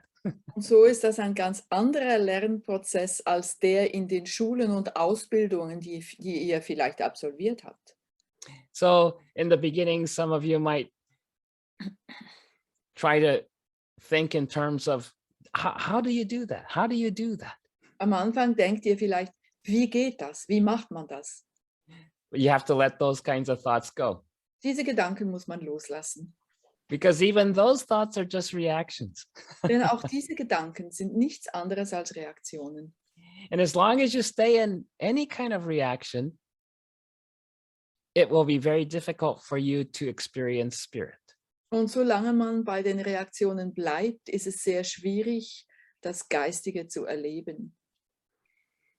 So give yourselves a deep breath. Gib dir einen tiefen Atemzug. And so remember, relax means give yourself space to just be as you are. Denk daran, sich entspannen heißt, sich selbst Raum zu geben, zu sein, genauso wie man ist. So anytime you like to relax, don't try to relax. Wenn du dich entspannen möchtest, dann mach das nicht mit Anstrengung. As you know, that doesn't work. Wie du ja schon weißt, funktioniert das nicht. But whenever you like to relax, if you give yourself the space to just be as you are, you'll relax. Wenn du dich entspannen möchtest und dir dann einfach den Raum gibst, genauso zu sein, wie du bist, dann wirst du dich von selbst entspannen. But when you first start to relax, there's going to be reactions. Aber wenn man anfängt, sich zu entspannen, kommen als erstes Reaktionen. So as you start to relax, you'll start to notice thoughts and feelings and all kinds of things coming up in your awareness. Wenn du dich zu entspannen beginnst, wirst du feststellen, dass Reaktionen, Gedanken und Gefühle in deinem Bewusstsein hochkommen. So then you can practice being neutral to all those reactions. Dann kannst du dich darin üben, neutral zu sein in Bezug auf all diese Reaktionen Letting them pass, und sie vorbeigehen zu lassen. not engaging with any of the thoughts or feelings, Dich nicht einzulassen auf diese Gedanken oder Gefühle. letting go of any kind of trying to change them. Jedes Bemühen loszulassen, diese Gedanken oder Gefühle verändern zu wollen. Any kind of trying to do something to control them, Nicht zu versuchen, sie zu kontrollieren. which includes fixing them or stopping them or getting rid of them. Nicht zu versuchen, etwas zu reparieren, etwas aufzuhalten oder etwas loszuwerden. Just letting them be. Es einfach sein lassen. Okay, so check your grounding cord, the tree trunk. Überprüf deine Erdung, den Baumstrunk. Make sure it's still connected from the first chakra to the center of the earth. Sorge dafür, dass er immer noch am ersten Chakra befestigt ist und bis in die Mitte der Erde reicht. Once you check that out, check the earth energy flowing up through your feet chakras and through your leg channels to the first chakra. Und dann überprüf die Erdenergie, wie sie durch die Fußchakren über die Beinkanäle ins erste Chakra fließt. And say hello to your crown chakra and the cosmic energy flowing down the 4 channels to the first chakra. Begrüße dein Kronenchakra und die Energie, die über die 4 Kanäle dem Rücken entlang nach unten ins erste Chakra fließt. And then say hello to the first chakra and the mixture of cosmic, about 85% cosmic, 15% earth energy flowing up all the way up the 2 channels to the crown chakra. Begrüße das erste Chakra und die Mischung der Energie, die durch die beiden vorderen Kanäle entlang nach oben strömt und über das Kronenchakra austritt. And imagine that beautiful golden energy flowing out like a fountain through your crown chakra. Stell dir vor, wie diese wunderschöne goldene Energie wie ein Springbrunnen aus deinem Kronenchakra austritt. Also check the energy flowing across the shoulders, down the arms, and out the hand chakras. Überprüfe auch die Seitenströme über die Schultern, den Armen entlang nach unten und aus den Handflächen hinaus. Give yourselves another deep breath. Gib dir noch einen tiefen Atemzug And just let yourself be. und lass dich selbst einfach sein. And you'll notice as you start to just let yourself be and be aware of that, again, there might be reactions of effort. Und es wird dir vielleicht auffallen, wenn du dich selbst sein lässt, dass du da eine Anstrengung aufzuwenden versucht bist. It's like something in you is trying hard to do something. Etwas in dir bemüht sich sehr angestrengt, etwas zustande zu bringen. Or you might experience it as wanting something. Vielleicht erfährst du es so, dass du dir etwas wünschst. So those are all just reactions. Das sind alles nur Reaktionen. And So then, once you start to practice being neutral to whatever the reactions are and letting them be, next what? Wenn du dann dich darin geübt hast, diese Reaktionen einfach sein zu lassen und neutral zu bleiben, was kommt dann als nächstes? When you become neutral enough, you're able to access your spirit inner creativity. Wenn du neutral genug geworden bist, dann wirst du fähig, Zugang zu deiner inneren Schöpferkraft zu bekommen. And since as spirit, you're all creative, Als Seele seid ihr alle schöpferisch. you can create anything. Deswegen kannst du alles schaffen, was du möchtest. So now, as you're letting whatever the reactions are just be, you can decide, what would you like to create instead? Jetzt, wo du deine Reaktionen einfach sein lässt, kannst du dich fragen, was möchte ich an ihrer Stelle erschaffen? A very good starting point for this is create some amusement. Ein sehr guter Ausgangspunkt dafür ist, dass man eine lustige Stimmung erschafft. And yes, several of you are smiling. Ihr fängt schon an zu lächeln. That is a good thing. Das ist ein gutes Zeichen. So that's not a reaction, is it? Das ist nicht eine Reaktion, nicht wahr? No, you deliberately, consciously decided, oh, I'll be amused. Du hast dich ja bewusst und absichtlich dafür entschieden, es lustig zu finden. And as you decided, I'll be amused, you created some amusement. Und in dem Moment, wo du dich dafür entschieden hast, es lustig zu finden, hast du das erstellt. And if you're letting yourself just be, start to express your amusement by smiling. Und wenn du dich einfach sein lässt, wie du bist, dann fängst du an, das zum Ausdruck zu bringen, indem du lächelst. Even those of you who might have not been smiling so much, but you're exuding amusement. Auch jene unter euch, die vielleicht nicht so offensichtlich gelächelt haben, strahlen das doch aus, diese lustige Stimmung. Because you're always expressing whatever you are. Man bringt ja ununterbrochen das zum Ausdruck, was man ist.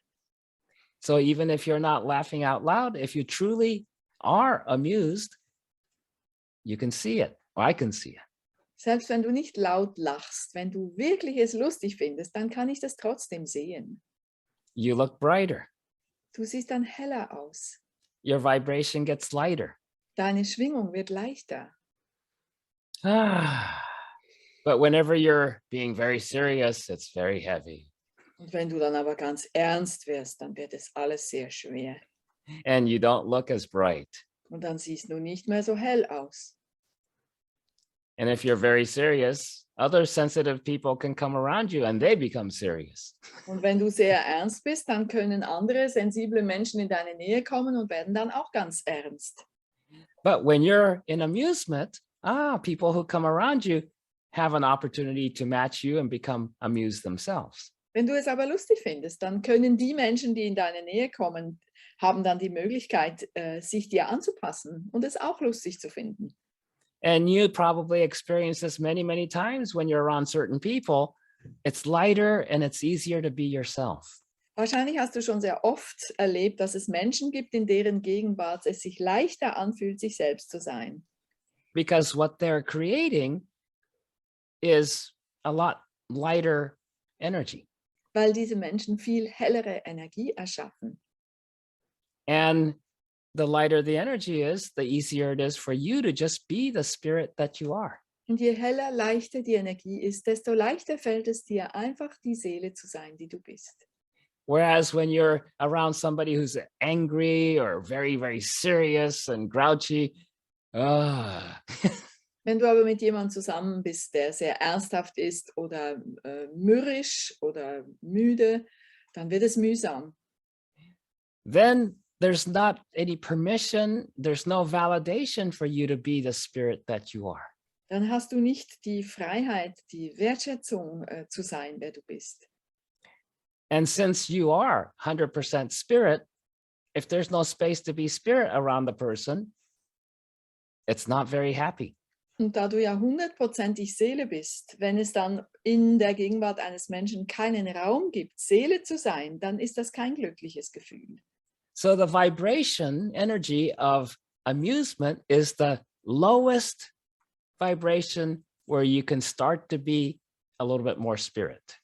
Die Energieschwingung, die aufkommt, wenn man es lustig findet, ist die tiefste Energieschwingung, von der aus man anfangen kann, Seele zu sein.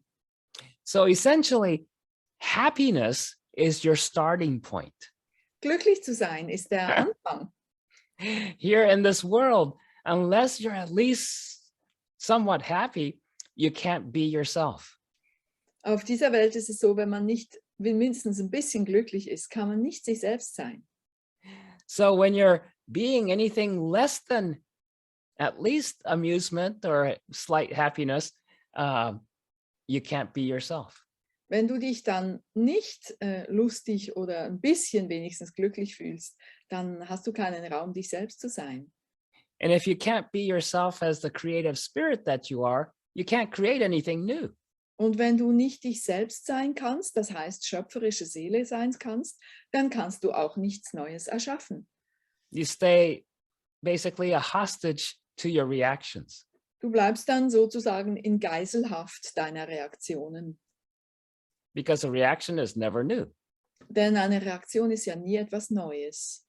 And just like a machine is not creative, a reaction isn't creative. Genauso wie eine Maschine nicht schöpferisch ist, ist auch eine Reaktion nicht schöpferisch. But the moment you become neutral to those reactions, you become creative. Aber sobald du den Reaktionen gegenüber neutral bleibst, wirst du schöpferisch. Actually, you're always creative, but you start to be able to express your creativity. Natürlich ist man ununterbrochen dabei, irgendetwas zu schaffen. Aber man wird dann fähig, diese Schöpferkraft bewusst zum Ausdruck zu bringen.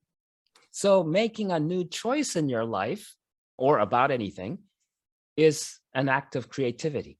Eine neue Entscheidung zu treffen im Leben oder in Bezug auf irgendetwas ist ein Akt der Kreativität. Everything else is just a reaction, Alles andere sind bloß Reaktionen. which is just a rehashing of the past. Das ist nur ein Wiederkäuen der Vergangenheit. So then once you are pretty much out of the reaction, being neutral, and let's say you choose to be amused. Wenn du dann nicht mehr in den Reaktionen gefangen bist und neutral geworden bist und dich bewusst dafür entscheidest, es lustig zu finden, Now you're in the first step of being able to create a new life. dann ist das der erste Schritt dazu, ein neues Leben schaffen zu können. You can change directions. You can create whatever you like. Du kannst in eine neue Richtung gehen. Du kannst erstellen, was immer du möchtest. So this is basically when you're first having a reaction to something, find your neutrality, and then get into amusement. Wenn du also in einer Reaktion dich findest, dann halte inne, werde neutral und schau, wo die lustige Seite ist der Sache. And getting into amusement means you consciously choose to be amused. Es lustig zu finden beruht auf einer bewussten Entscheidung. And you're creating a new energy, Und dann erstellst du eine neue Energie. not staying in the same energy that you already had created before. Du bleibst nicht in der gleichen Energie, die du früher schon geschaffen hast. So usually when you have a upsetting reaction, you're upset. Wenn du also irgendwie in eine Reaktion aus der Fassung gerätst, dann regst du dich auf darüber. There's not much happiness there. Da fühlst du dich nicht besonders glücklich. There's no fun. Und du hast keinen Spaß. You're not enjoying it. Du genießt es nicht. And it's not funny at all. Und es ist überhaupt nicht lustig. That's what we call upset. Das nennen wir sich aufzuregen über etwas. But once you're neutral, you decide, oh, instead of being upset and in this not very good, not happy energy, I'm going to create a new happy energy. Sobald du neutral geworden bist, kannst du beschließen, statt dieser nicht sehr angenehmen Energie, dieses Genervtseins eine neue Energie zu erschaffen. And so then you decide, I'm amused. Dann entscheidest du dich dafür, es lustig zu finden. But anytime you step up in your energy, what happens in your mind is naysayer thoughts come up. Jedes Mal, wenn du einen Schritt nach vorne machst in deiner Energie, dann kommen die Neinsager innerlich zu Wort. Of course, most of you know what I mean by naysayer thoughts. It's thoughts that contradict, invalidate what you decided to do.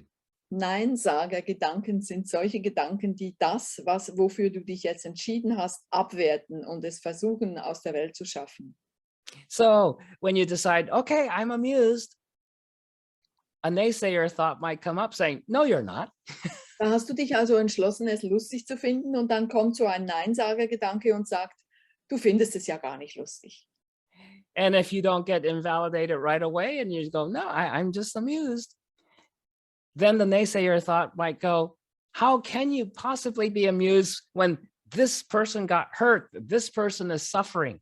Und wenn du dich dann nicht gleich einschüchtern lässt und sagst, nein, ich finde das lustig, dann sagt der Neinsager-Gedanke vielleicht, ja, aber wie kannst du es lustig finden, wenn dieser andere Mensch verletzt ist oder leidet? All kinds of thoughts might come up like, how can you possibly be amused at a time like this? Da kommen alle möglichen Gedanken, die so etwas besagen wie kannst du es lustig finden in dieser Zeit, wo all das passiert? You should be angry, you should be upset. Du solltest wütend sein, du solltest aus der Fassung geraten. You can't just sit there and smile, you have to do something. Du kannst nicht einfach da sitzen und lächeln, du musst was tun. Anybody notice anything like that ever happening to you? Ist das irgendjemandem von euch schon gegangen?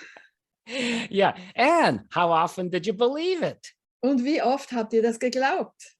Yeah, instead of believing in yourself, you believe the naysayer's thoughts. Anstatt euch selbst zu glauben, habt ihr diesem Neinsager-Gedanken geglaubt. Well, those naysayer's thoughts and even feelings are just images. They're contained in images in your mind. Diese Neinsager-Gedanken und Gefühle, das sind nur Bilder. Die sind in Bildern enthalten in eurem Geist. They're not true and they're not real. Sie sind nicht wahr und sie sind nicht wirklich. They've all been photoshopped. Sie sind alle gefotoshoppt. It's just images, Es sind nur Bilder. not your real, who you are and not your real experience. Es ist nicht das, was du wirklich bist und es ist nicht das, was du wirklich erlebst. Okay, so any kind of reaction is in that category. Jede Art von Reaktion fällt in diese Kategorie. So once you're neutral and letting the reaction be, and you start to create a lot of amusement. Sobald du neutral bist und die Reaktion einfach sein lässt, beginnst du es sehr lustig zu finden. There's one more energy that would be very helpful for you to create. Dann gibt es noch eine weitere Art von Energie, die sehr hilfreich wäre. Once you start to create amusement, you're noticing amusement, then compassion is the other energy.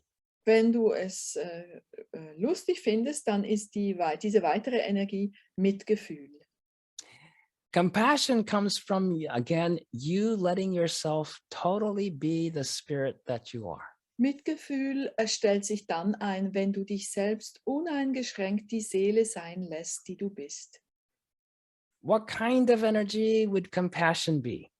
Was ist Mitgefühl für eine Art von Energie? Well, very first quality of compassion is neutrality. Die wichtigste Qualität des Mitgefühls ist Neutralität. Which you already started. Und damit haben wir ja bereits begonnen. Because one of the most powerful aspects of compassion is it lets you or anyone else just be. Etwas vom Wichtigsten am Mitgefühl ist, dass es einem selbst oder den anderen Menschen einfach sein lässt. Having neutrality or being in neutral means there's no judgment. Neutral zu sein bedeutet, es gibt kein Urteil. There's no demands, there's no expectations. Es gibt keine Anforderungen und es gibt keine Erwartungen. So I'm sure most of you have had many experiences where someone was very compassionate towards you. Ihr habt bestimmt alle oft erlebt, wie es sich anfühlt, wenn jemand einem Mitgefühl entgegenbringt.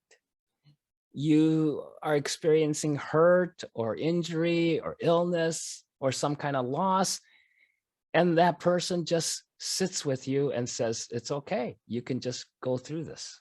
Man hat etwas Schlimmes erlebt, eine Verletzung, einen Verlust, eine Krankheit und dieser Mensch sitzt einfach bei einem und sagt, es ist in Ordnung, du kannst da durchgehen. The quality of energy you're experiencing from this person is they're just letting you be. Die Energiequalität, die man dann erlebt von diesem Menschen, besteht darin, dass er einen einfach sein lässt. And you don't experience anything from them saying, you can't be that way, that's not good, this is bad, you have to change. Und man erlebt es nicht so, dass dieser Mensch denkt, das geht doch nicht, so kannst du nicht sein, du musst was tun, du musst etwas ändern. There's no demand or expectation. Es wird nichts von dir erwartet und es wird nichts von dir verlangt. There are no judgments. Es gibt kein Urteil.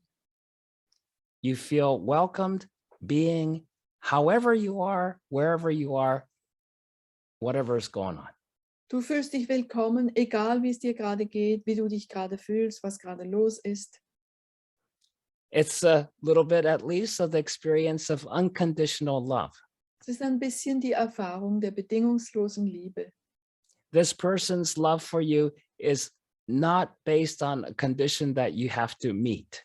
Die Liebe, die dieser Mensch dir entgegenbringt, ist nicht abhängig von Bedingungen, die du erfüllen musst.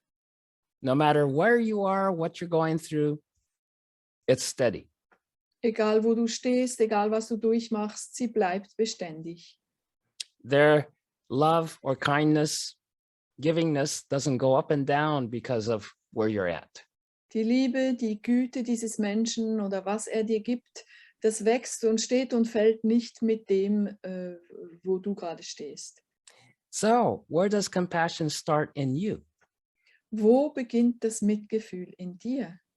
Even if it's in relationship to someone else, it has to start in relationship to yourself. Selbst wenn sich das Mitgefühl auf einen anderen Menschen bezieht, muss es doch zuerst sich auf dich selbst richten.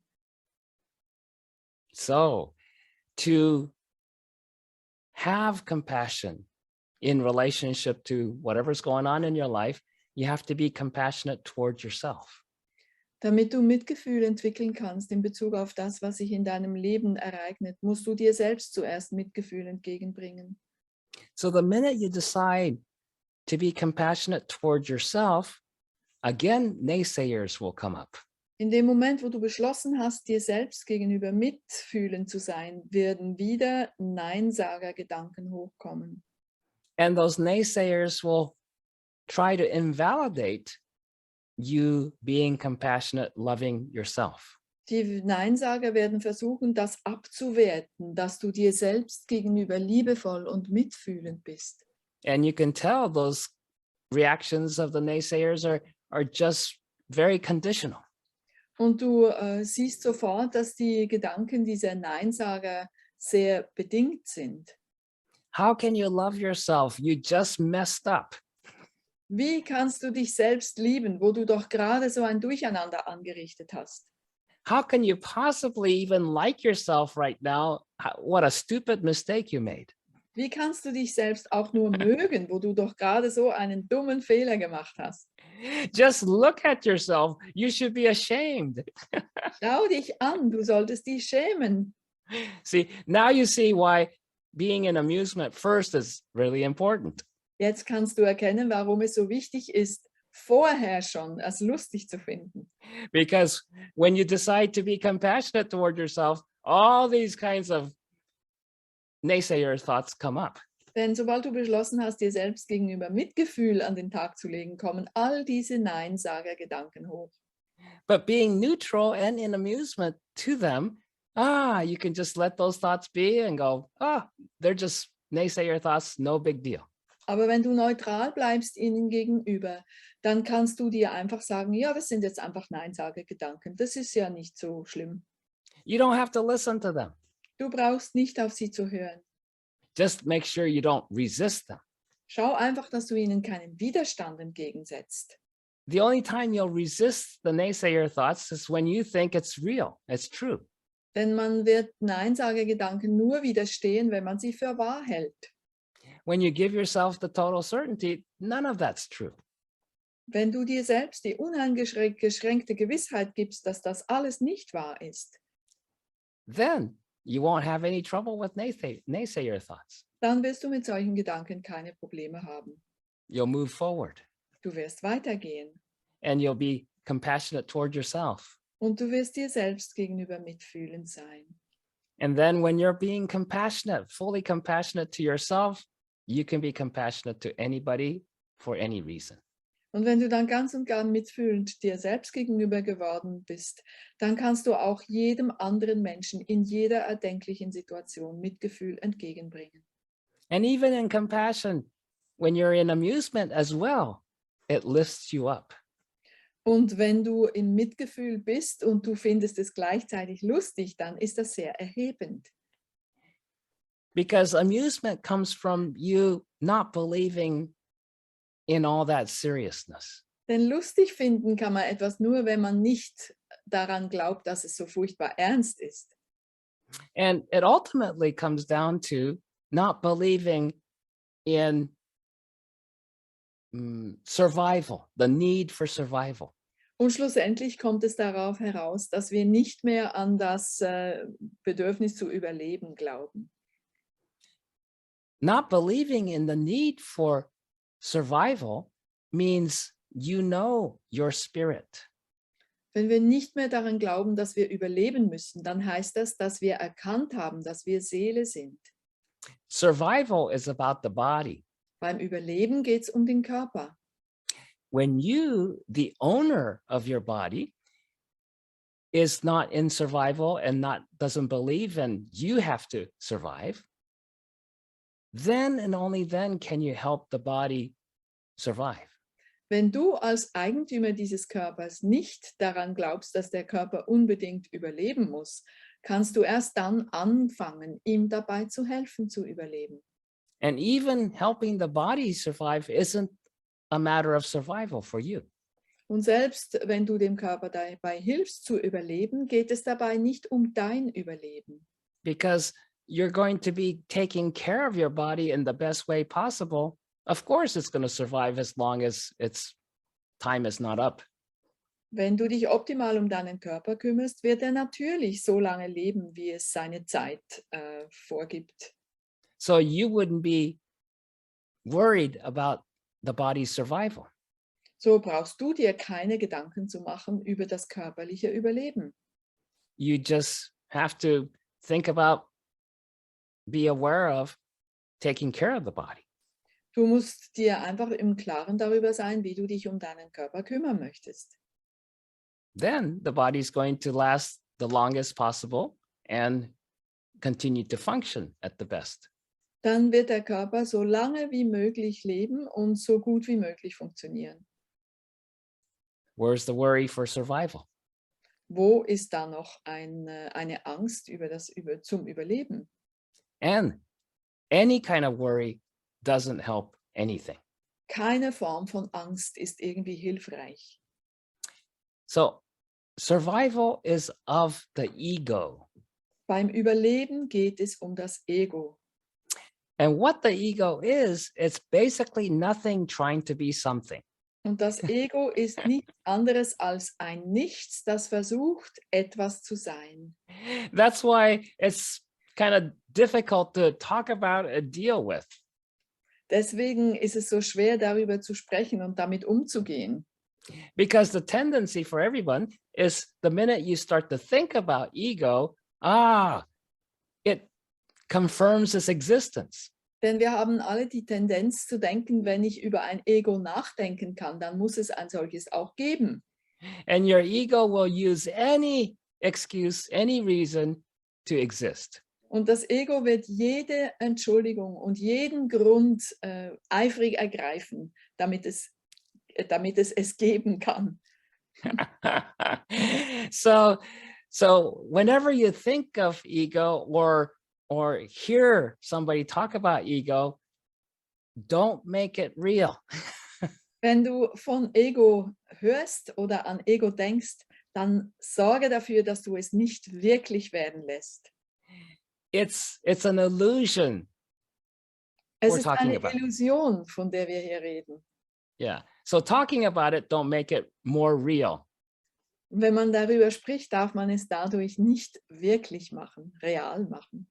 Continue to have your certainty that it's just an illusion. Halte weiter fest an deiner Gewissheit, dass es sich dabei um eine Illusion handelt. So because the ego is just an illusion trying to survive, Das Ego ist nur eine Illusion, die versucht zu überleben. and where does the ego try to survive? In the world? Wo versucht das Ego zu überleben? In der Welt? No. The only place it can try to survive is in your mind. Nein, es kann nur innerlich in dir versuchen zu überleben. So because it's just an illusion trying to survive as a reality in your mind, it plays with your mind all the time. Es ist nur eine Illusion, die versucht, innerlich in dir zu überleben. Und deswegen spielt es die ganze Zeit mit deinem menschlichen Geist, mit deinem Denken, mit deinem Gemüt. So what I call the naysayer thoughts and feelings and pictures are just the ego using images in your mind that you already have against you. Diese Neinsagegedanken und Gefühle sind nichts anderes als Bilder, die du schon in dir drin hast, die diese Neinsage gegen dich verwenden. It's like a little child having a temper tantrum, screaming, I'm here, I'm here, I'm here. Why can't you see me? I'm here. Es ist wie wenn ein kleines Kind einen Trotzanfall hat und schreit und sagt, ich bin hier, ich bin hier, ich bin hier, warum siehst du mich nicht? And if you get angry and upset and distressed because it won't stop, then you finally cave in to the hostage taker and say, okay, you're real. Und wenn du dann wütend wirst, dann wirst du schließlich diesem Geiselnehmer nachgeben und sagen, gut, in Ordnung, du bist da. If I listen to you and follow your instructions, would you stop, torturing me? Wenn ich jetzt auf dich höre und mache, was du sagst, wirst du dann aufhören, mich zu foltern? And the ego says, of course. Und das Ego sagt, ja, selbstverständlich. But it never stops trying to torture you. Aber es hört nie auf, zu versuchen, dich zu foltern. Because the ego has to convince you of its reality all the time. Das Ego muss ja ständig dich überzeugen, dass es real ist. That's what happens in your dream state when you're sleeping at night. Das passiert ja auch in den Träumen, wenn du schläfst in der Nacht. You have a dream and you're convinced it's real. Du hast einen Traum und bist ganz überzeugt davon, dass der wirklich ist. So until you become very aware that, oh, this is a dream I'm having, you believe it's real. Erst wenn dir klar wird, dass du träumst, merkst du, dass das nicht real ist. So in your dream, if some real hardcore killer comes with a gun and puts it against your head, you get scared. Wenn du von einem Mörder träumst, der dir ein Gewehr an die Schläfe hält, dann bekommst du Angst. You'd never be scared if you knew it was a dream. Wenn du wüsstest, dass du träumst, würdest du ja keine Angst haben. And what's convincing you that this is not a dream, but reality is your ego. Und das, was dich davon überzeugt, dass das nicht ein Traum, sondern Wirklichkeit ist, das ist dein Ego. So now you can see why, it's easy to be in amusement if you know this. Jetzt wird dir auch klar, dass es ganz leicht ist, es lustig zu finden, wenn du das weißt.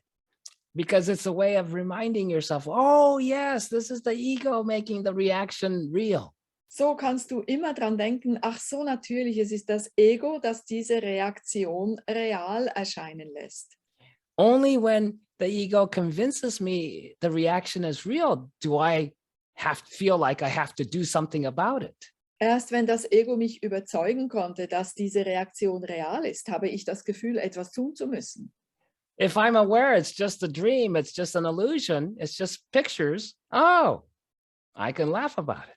Wenn es mir bewusst ist, dass es nur ein Traum ist, dass es nur eine Illusion ist, nur Bilder, dann kann ich lachen darüber. Oh, that ego of mine is constantly trying to harass me. Dieses Ego versucht ständig, mich zu belästigen. And you don't give it any power. Und man braucht ihm ja keine Macht zu geben. The only way you give power to your ego is if you make it real. Du gibst deinem Ego nur dann Macht, wenn du es real werden lässt. Because when you make your ego real, you make yourself not real. Denn wenn du dein Ego Wirklichkeit werden lässt, dann bist du selbst nicht mehr wirklich. You decide you're no longer spirit, you're the ego.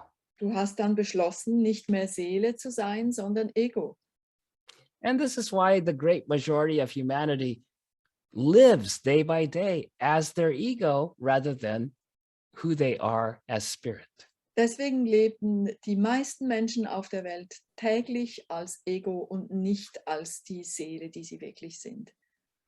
And if you really look at your life, the only real problem you've had with other people in the world is if you're much more toward being spirit than the other person. Wenn du zurückschaust auf dein Leben, wirst du feststellen, dass du nur dann richtig große Probleme mit anderen Menschen haben kannst, wenn du sehr viel stärker Seele lebst als der andere Mensch. Because each and every one of you in here has been starting to break away from the control of your ego so you could be on your spiritual path. Jeder einzelne von euch hier hat schon angefangen, sich von seinem Ego zu trennen, damit er auf den spirituellen Weg kommen kann. But in the world, everything is pretty much set up for the ego. Aber draußen in der Welt ist alles auf das Ego ausgerichtet. And most of the criminal laws are about how to help the ego survive. Im Strafgesetzbuch geht es auch darum, wie man das Ego überleben lassen kann. Because unless you're a criminal, generally you're not going to commit those crimes. Denn man wird diese Verbrechen nicht begehen, es sei denn, man ist ein Verbrecher. If you're living and acting as spirit, none of those illegal things are going to even enter your mind. Wenn du als Seele lebst und handelst, dann fallen dir solche illegalen Dinge gar nicht erst ein. So you don't need any laws to make sure you don't do those things. So brauchst du auch keine Gesetze, die dir diese Dinge verbieten. You're not even going to think about doing those things. Es fällt dir überhaupt nicht erst ein, da so etwas zu tun. But in the process, while you're switching more and more your loyalties from the ego to yourself as spirit, you make mistakes. Aber in dem Prozess, wo du noch dabei bist, deine Loyalität von deinem Ego abzulösen und deiner Seele zuzuwenden, machst du immer wieder Fehler. Sometimes you let yourself be talked into things by your naysayers and the ego. Manchmal lässt du dich von deinen Neinsagern und vom Ego zu was überreden. Temporarily, you become more the ego than yourself as spirit. Dann wirst du vorübergehend mehr zum Ego als zu deiner Seele. Until you realize, oh, you're kind of temporarily insane. Bis du dann feststellst, dass du vorübergehend verrückt gewesen bist. And then you get back into neutrality and get a little amused about the whole thing. Dann kommst du zurück zur Neutralität und findest es wieder ein bisschen lustig. And as you're neutral and amused, it's safe to be compassionate. Und wenn du neutral bist und es lustig findest, dann kannst du auch gefahrlos Mitgefühl entwickeln. And then you heal that part of your relationship with yourself as spirit, and you start to move forward. Und dann heilst du diesen Teil deiner Beziehung zu dir selbst als Seele und dann kommst du vorwärts.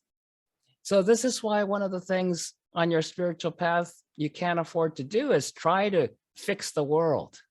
Deswegen kannst du dir auf deinem spirituellen Weg nicht erlauben, zu versuchen, die Welt zu reparieren. And does that mean you have to let the world fall apart and let the trash be where it is and don't clean it up and anything like that? Heißt das nun, dass wir die Welt auseinanderfallen lassen müssen, dass wir den Abfall nicht beseitigen können, sondern ihn liegen lassen? No, because it's the same thing. You don't confuse who you are with the world. Nein, es ist wieder dasselbe. Wir verwechseln nicht länger das, was wir sind, mit der Welt. You're a fully creative being living through a body in the world. Wir sind uneingeschränkt schöpferische Wesen, die mit Hilfe eines Körpers in der Welt leben. So once you're able to be neutral to everything that's going on in the world, you can get into amusement, create some compassion, and decide, create a new whatever to take care of the world.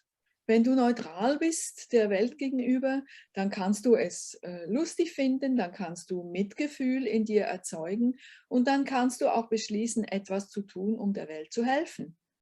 And that doesn't happen from trying to fix the world. Ist aber deine Motivation nicht, dass du etwas in Ordnung bringen müsstest, You bring that about by creating a new world sondern du erschaffst eine neue Welt or new something in the world. oder etwas Neues in dieser Welt. The world is a product of a relationship. Die Welt ist das Produkt einer Beziehung. Just the same way that your dreams at night when you're sleeping is a product of a relationship in your mind. Genauso wie die Träume, die du nachts träumst, wenn du schläfst, das Produkt einer Beziehung in deinem Inneren sind. So if you start to study the symbology of your dream, everything in the dream symbolizes your relationship with yourself. Wenn du dann deine Traumsymbole zu analysieren beginnst, dann stellst du fest, dass alle Symbole in deinem Traum dir etwas über dich selbst sagen. And that's the same way this world is created. Und die Welt entsteht genau auf dieselbe Weise. But it's not just you individually as yourself. Nicht nur durch dich als individuelle Seele.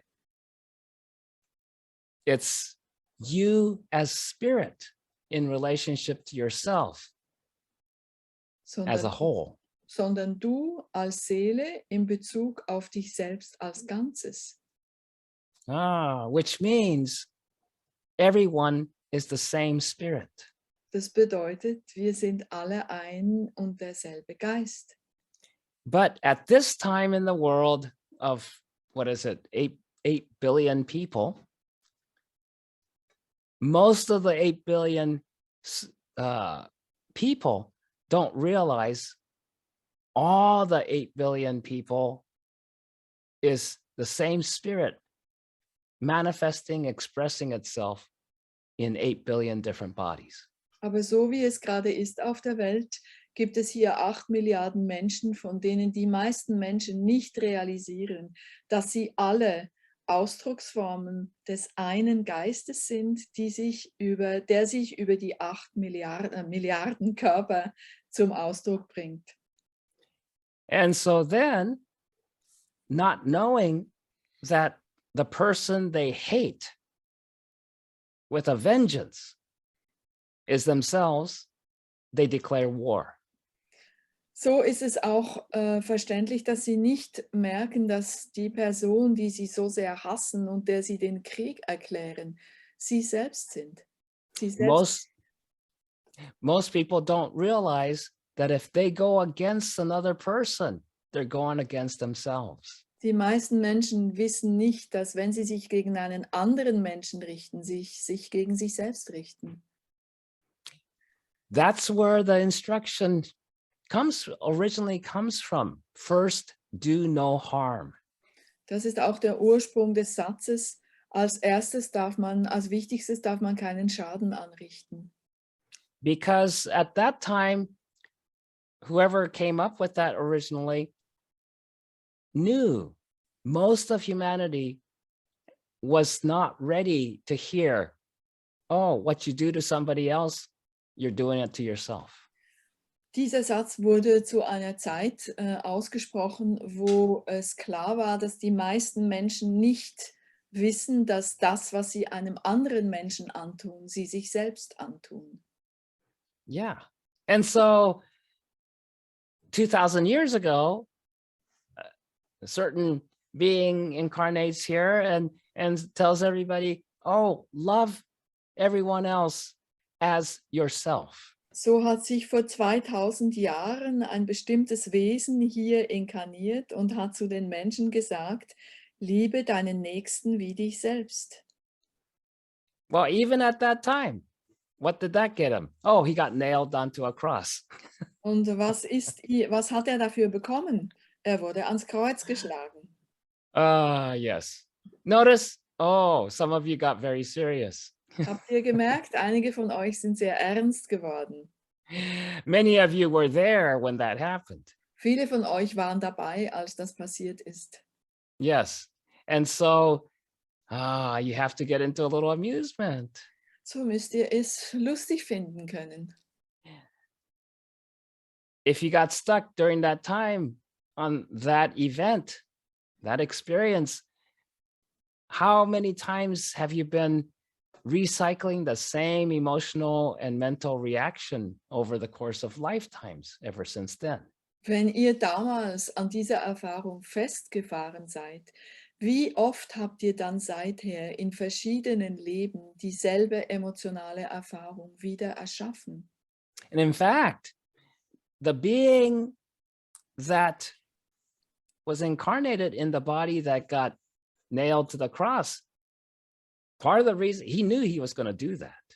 Das Wesen, das damals in jenem Körper ans Kreuz geschlagen wurde, wusste, dass das geschehen würde. And why was he doing that? Warum hat er das gemacht? He was an enlightened master. He could have changed the whole scenario. Er war ein erleuchteter Meister. Er hätte den ganzen Vorgang verändern können. No, he did it because he knew everything in the world is a symbolic representation of what is happening in the mind of humanity. Er tat es deswegen, weil er wusste, dass alles, was draußen auf der Welt sich vollzieht, ein Sinnbild ist für das, was sich innerlich in den Menschen vollzieht. So he was using the dream to teach everyone, look, they nailed my body on the cross. So hat er den Traum verwendet, um die anderen Menschen zu unterweisen, indem er sagte, schaut, sie haben meinen Körper ans Kreuz geschlagen. But this is an illusion that none of this is real. Aber das ist eine Illusion, das alles ist nicht real. You have to resurrect yourself from the cross that you're already nailed to. Du musst auferstehen von dem Kreuz, an das du bereits geschlagen bist. Because you're an immortal, limitless, eternal spirit. Denn du bist eine ewige, unvergängliche, grenzenlose Seele. Remember, he was saying, Father, forgive them for they don't know what they're doing. Er hat doch gesagt, Vater, vergib ihnen, denn sie wissen nicht, was sie tun. He knew he was the only one who was there, who really knew what he was doing. Er war der einzige Beteiligte, der wirklich wusste, was er tat. So, and those who were closest to him at least knew all this was going to happen. Und diejenigen, die ihm zunächst standen, wussten mindestens, dass das alles geschehen würde. But even many of the ones that were closest to him, learning from him, once it happened, they got dragged into the naysayers. Aber viele von denen, die das wussten und die ihm zunächst standen, wurden dann doch von diesen Neinsagern eingenommen. So sometimes it takes a long time, many incarnations, for a soul to learn and free themselves from all these illusions. So braucht es manchmal eine lange Zeit und zahllose Inkarnationen, bis eine Seele gelernt hat, sich von diesen Illusionen zu befreien. And one of the things is you have to start to recognize how incredibly creative and powerful you are. Es ist ganz wichtig, dass wir beginnen zu erkennen, wie unglaublich kraftvoll und schöpferisch wir sind. As your ego, you have no power whatsoever. Als Ego haben wir überhaupt keine Kraft. How can you? Wie könnte das möglich sein? As an ego, you don't even exist. Als Ego gibt es uns überhaupt nicht. That's why the ego is so noisy. Deswegen macht das Ego auch so viel Lärm. And by contrast, spirit is completely still, quiet, total peace. Und im Gegensatz dazu ist die Seele vollkommen ruhig, still und voller Friede. So that's how you can tell whether you're dealing with what you're experiencing is an ego reaction or spirit, you as spirit. Daran kann man auch unterscheiden, ob das, was man erlebt, eine Ego-Reaktion ist oder ein Zeichen der eigenen Seele. So this practice of grounding yourself, running your energy, finding your space, and being neutral. Diese Übung, wenn wir uns erden, die Energie strömen lassen, unseren Raum finden und neutral werden, That helps you take the first step from being caught in the ego reactions to putting your awareness towards spirit.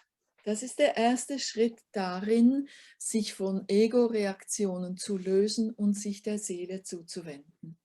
And spirit within yourself, the spirit that you are already. Die Seele in dir selbst, das geistige Wesen, das du bereits bist. The moment you consider spirit to be up there or out there, separate from you, that's not spirit. Im Moment, wo du das Gefühl hast, der Geist ist irgendwo da oben oder da draußen, das ist nicht Geist. So in your relationship with yourself, you have to recognize, oh, not only is spirit within you already, but you are that spirit. In Beziehung zu dir selbst musst du nicht nur erkennen, dass der Geist, die Seele bereits in dir ist, sondern dass du diese Seele bist. That's why the only thing that ever works is if you're being yourself. Deswegen funktioniert es auch nur, wenn du dich selbst bist. Anytime you start to be more something other than yourself, your life starts to not work as well. Jedes Mal, wenn du anfängst, etwas anderes zu sein, als du bist, funktioniert das Leben nicht mehr so gut. Give yourselves a deep breath. Gib dir einen tiefen Atemzug. Check your grounding, please. Überprüfe deine Erdung.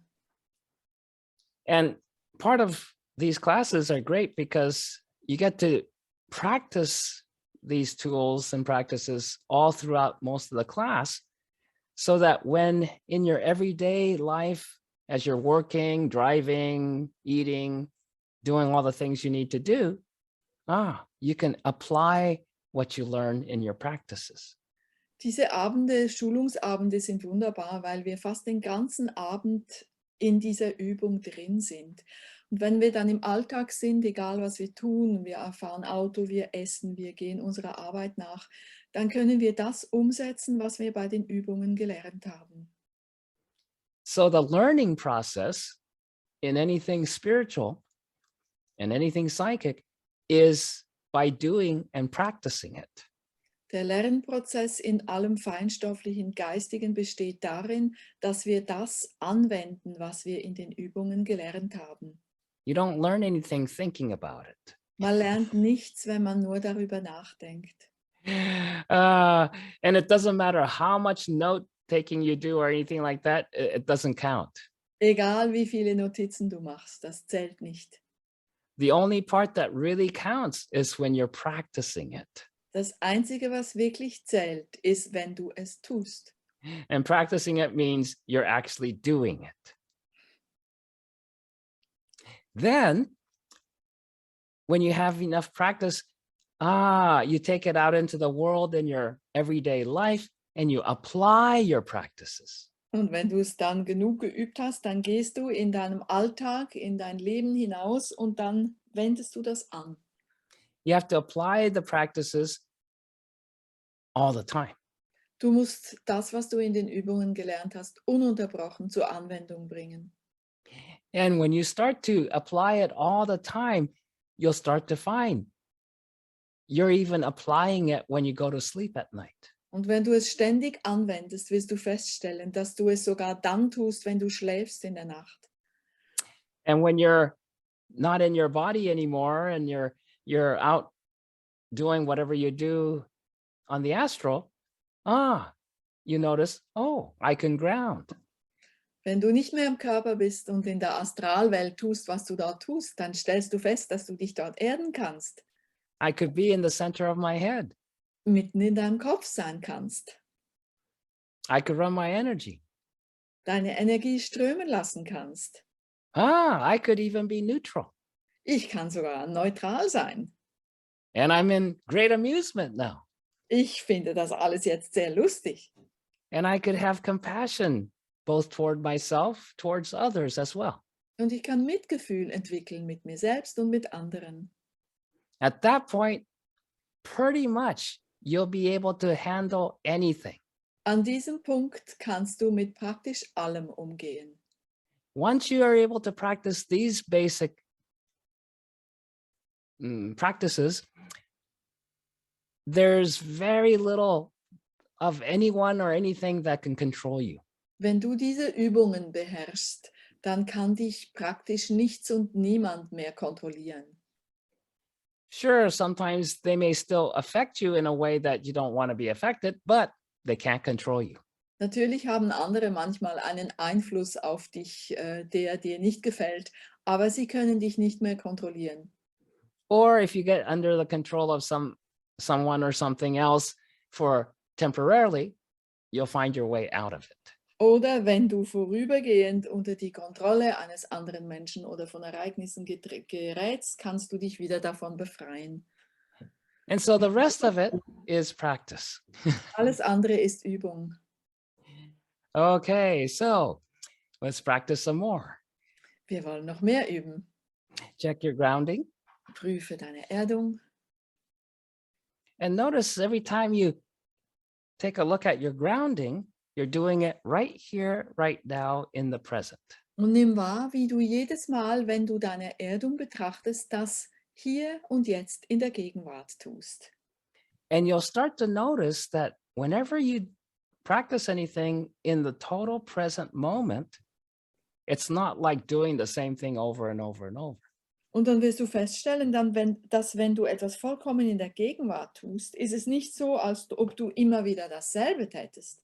In fact, the experience is much more like, oh, you're doing this for the very first time. Es ist vielmehr so, als ob du es jedes Mal wieder zum ersten Mal machen würdest. Except you know what to do. Es ist einfach, dass du schon weißt, wie es geht. But each time you do it, it's the first time. Jedes Mal, wenn du es tust, ist es wie zum ersten Mal. Because you're not comparing it to anything in the past and you're not comparing it to anything you might project in the future. Weil du es nicht vergleichst mit etwas, was in der Vergangenheit war oder was du dir für die Zukunft vorstellst. Years and years ago, when I was still beginning in my teaching levels,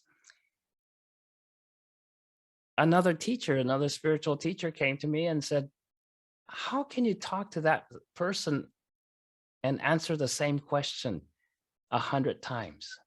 Vor vielen Jahren, als ich anfing zu unterrichten, kam ein anderer spiritueller Lehrer auf mich zu und fragte mich, wie schaffst du es, immer wieder dieselben Fragen zu beantworten? That woman you just finished talking to, I've seen you talk to her about the exact same thing 100 times before. Die Frau, mit der du dich gerade unterhalten hast, ich habe dich schon mindestens 100 Mal genau dasselbe zu ihr sagen hören. Just the sight of her walking into the door, she says, makes me want to run the opposite direction. Nur schon, wenn sie zur Tür hereinkommt, möchte ich am liebsten die Flucht ergreifen. But you just sit there and answer her like it's the first time. Und du sitzt einfach da und gibst dir Antwort, als sei es zum ersten Mal. And not only that, you look like you're enjoying it. Nicht nur das, du siehst sogar aus, als ob es dir Spaß machen würde. So that kind of surprised me because she was the first person who ever pointed that out. Das hat mich überrascht. Sie war die Erste, die je so etwas zu mir gesagt hat. Because I was just being myself. Ich war einfach nur mich selbst. So I had to think about it and go, oh yeah, I guess you're right. So habe ich nachgedacht und dachte, ja, das stimmt vielleicht. And she asked me, how do you do it? Wie machst du das bloß? A person like that drives me crazy. So jemand würde mich völlig auf die Palme bringen. So I had to look at what am I doing that's different than what this other teacher was doing? Dann habe ich mich gefragt, was mache ich anders als dieser andere Lehrer? And I realized, oh, the only difference, because this other teacher knew all the same answers and everything I did, but Der andere Lehrer kannte all dieselben Antworten, genauso wie ich. the only difference was I was in the present. Der Unterschied bestand darin, dass ich in der Gegenwart war And she wasn't. und sie nicht, also deine Lehrerin. So the moment she saw the other person walking into the door, she was in the past comparing, oh no, the last time she came in, she asked the same stupid question. In dem Moment, wo diese Frau zur Tür reinkam, hat sie in die Vergangenheit gedacht und gedacht, jetzt wird sie wieder dieselben dummen Fragen stellen wie das letzte Mal. And she let her ego reactions control her. Und sie hat es zugelassen, dass ihre Ego-Reaktionen sie kontrollierten. Was it that I completely forgot this person ever existed until she walks in again and asks me the same question? Habe ich diese Frau vergessen gehabt, bis sie wieder zur Tür hereinkam und dieselbe Frage stellte? No, I know who this person is. Nein, ich kannte sie. And I know I've talked to her many times. Und ich wusste auch, dass ich mich schon oft mit ihr unterhalten hatte. But I don't let the ego reactions control. Aber ich habe es nicht zugelassen, von den Ego-Reaktionen kontrolliert zu werden. So even if she walks in the door and my initial reaction is, oh no, there's that person again. Selbst wenn ich im Moment, wo sie zur Tür hereinkam, so reagiert habe, dass ich dachte, oh nein, schon wieder diese Frau. I just let that pass through and I get myself into the present. Ich habe das vorbeigehen lassen und bin wieder in die Gegenwart gekommen.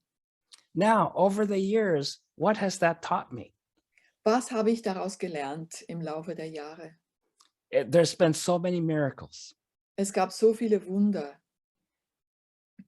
Perhaps I said the same thing practically or answered the same question 100 times. Vielleicht habe ich dieselbe Antwort 100-mal gegeben.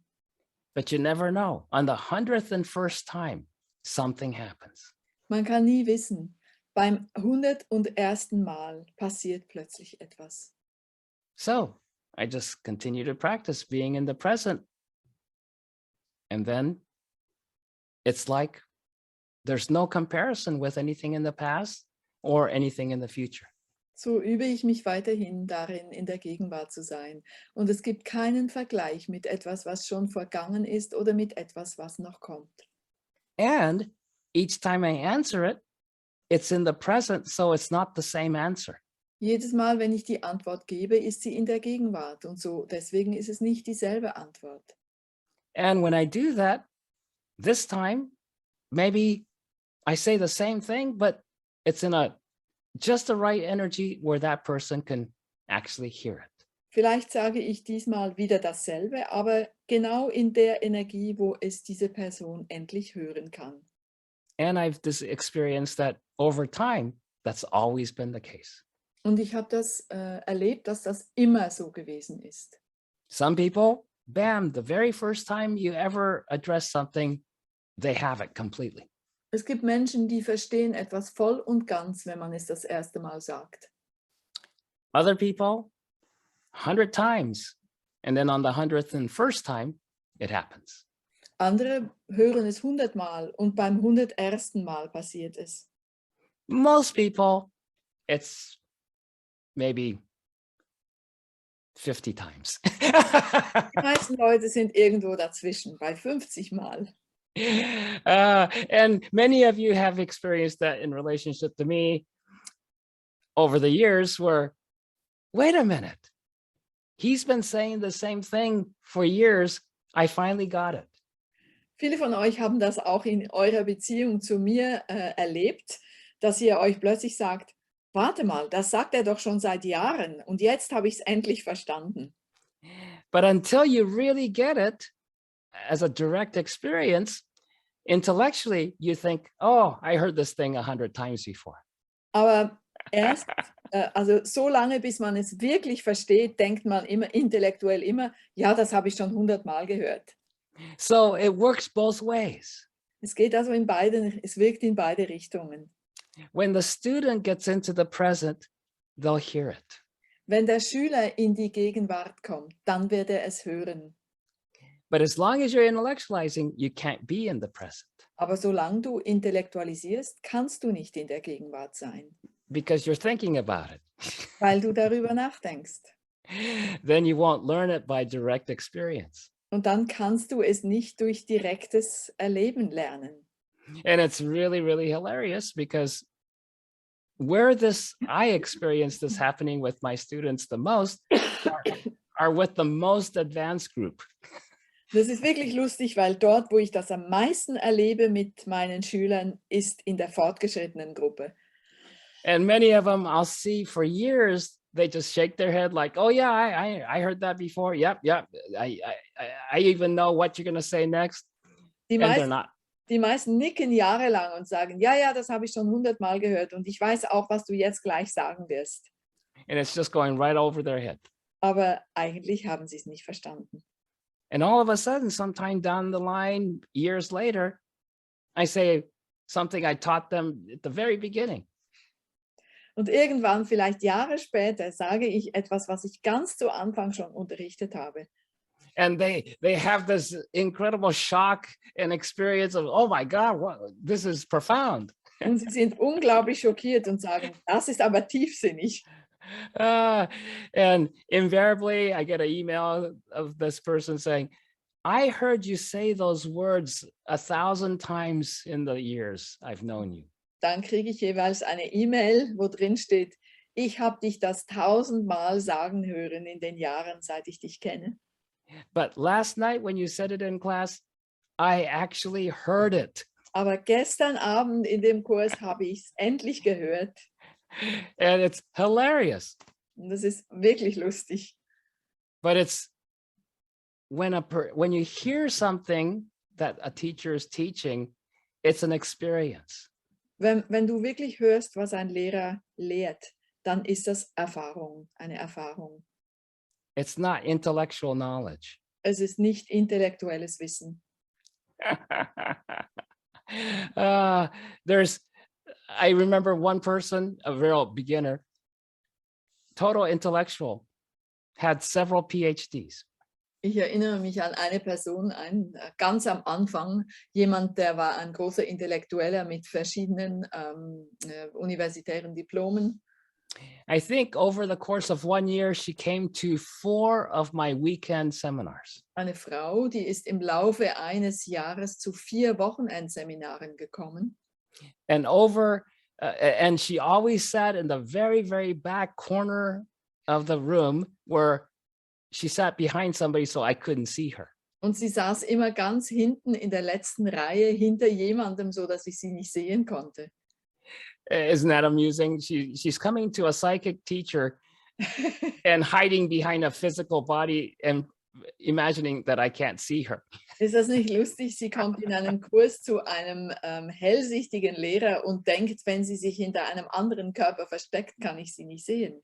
And why she didn't want to be seen is because she's taking notes word for everything I said in those classes. Sie wollte deswegen nicht gesehen werden, weil sie Wort für Wort alles aufgeschrieben hat, was ich in diesen Kursen gesagt habe. And about a year later, I noticed she had published a book published, pretty much a transcript of those 4 weekends. Und etwa ein Jahr später habe ich festgestellt, dass sie ein Buch veröffentlicht hatte, das eine Mitschrift dieser 4 Wochenendseminare darstellte. And Raphael got a little bit upset because this is plagiarism. You know, she stole your material and she's selling her book totally, practically word for word what you taught. Und Raphael hat sich ein bisschen aufgeregt. Sie hat gesagt, das ist Plagiat. Sie hat dein Material gestohlen und das wörtlich so veröffentlicht. And I told Raphael, don't worry about it. It's not going to get anywhere. Und ich sagte dann zu Raphael, du brauchst dich nicht aufzuregen. Sie wird nirgendwo hinkommen damit. It's just words. Es sind nur Worte. There's nothing to it then. Da ist nichts dahinter. What I teach isn't in the words. Das, was ich lehre, ist nicht in den Worten. The words are just to get your awareness to a certain place. Die Worte sind nur dazu da, dich in deinem Bewusstsein zu einem bestimmten Ort zu bringen. Then you start to experience what I'm talking about. Dann fängst du das an zu erleben, worüber ich spreche.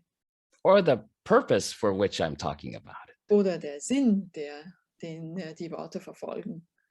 Yeah. And that's why some people think, you know, wait, when I take a little detour and tell a little side story, that it has nothing to really do with what I'm teaching. Deswegen denken die Leute auch manchmal, wenn ich so Umwege mache und irgendwelche Geschichten erzähle, dass das nichts mit dem zu tun habe, was ich unterrichte. And when I'm joking around and laughing, I'm just joking around and laughing. Dass ich, wenn ich Witze mache und lache, einfach nur Witze mache und lache.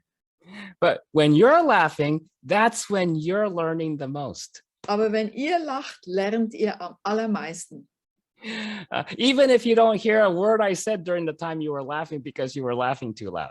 Selbst wenn ihr nicht hört, was ich gesagt habe in der Zeit, wo ihr so laut gelacht habt. Yes. So that's how I tell how much you're learning. Daran kann ich erkennen, wie viel ihr lernt.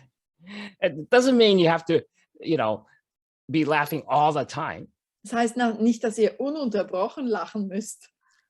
But I like you to practice. Oh yeah. Don't take everything so seriously. Aber ich möchte, dass ihr das übt, dass ihr euch immer wieder sagt, ach ja, ich brauche das ja alles nicht so ernst zu nehmen. Especially those things that are most important to you. Vor allem jene Dinge, die euch am allerwichtigsten sind. Right? Because everybody gets programmed that the more important something is, the more serious you have to be.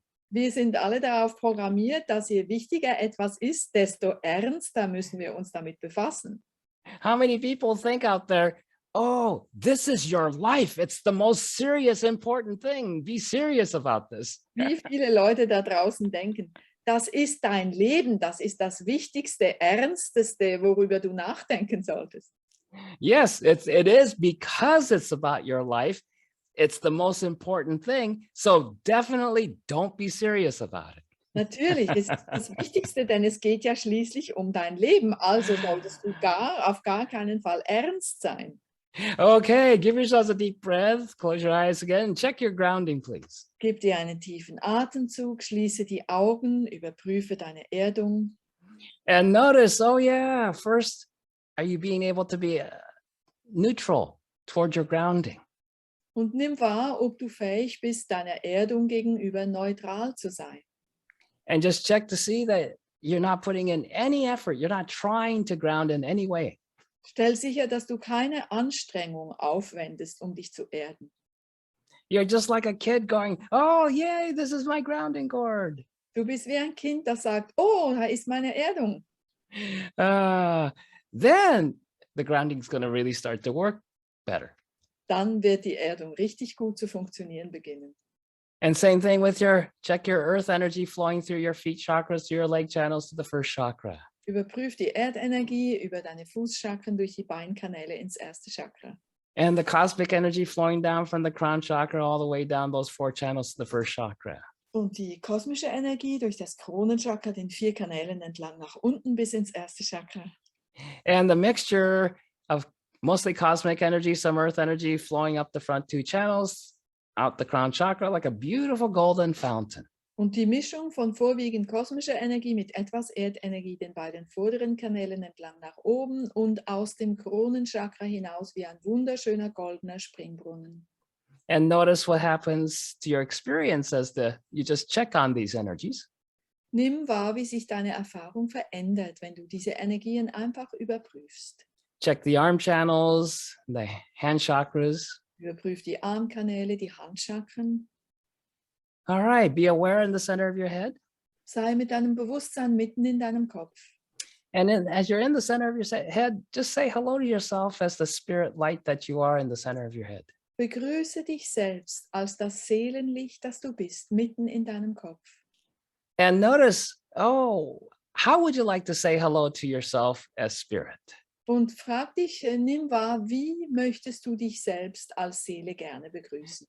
First, just say hello really seriously. Also zunächst sagst du mal ganz ernsthaft Hallo. Yes, it's hard to be serious when you're trying to be serious, right? Es ist natürlich schwierig, ernst zu sein, wenn man versucht, ernst zu sein. Now, would you say hello to yourself with amusement? Jetzt begrüße dich selbst und finde das lustig. And as you're amused in relationship to yourself, would you be kind, generous, compassionate toward yourself?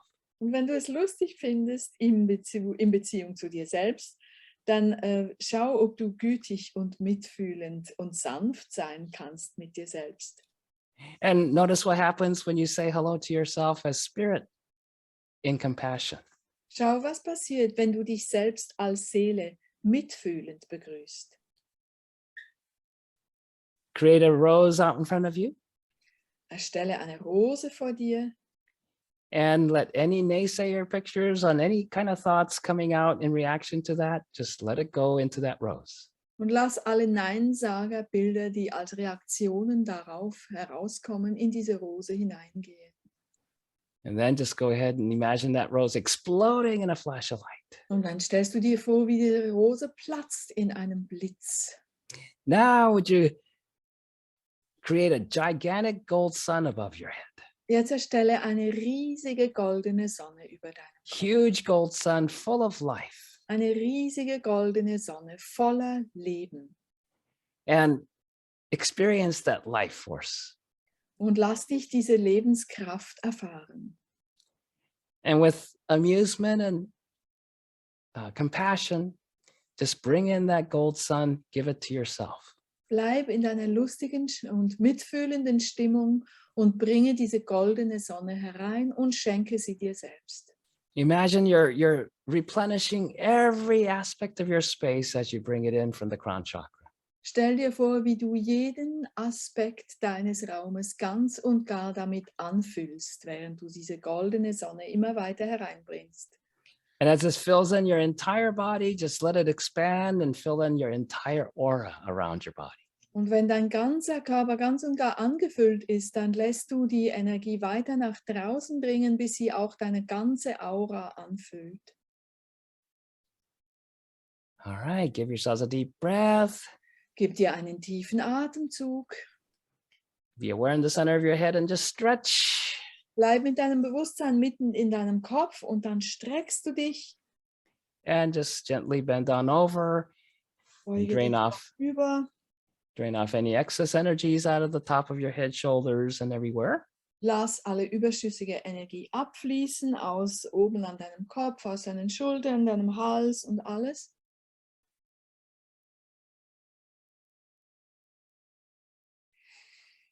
Okay, come back up Richte dich wieder auf. and go ahead and open all your eyes.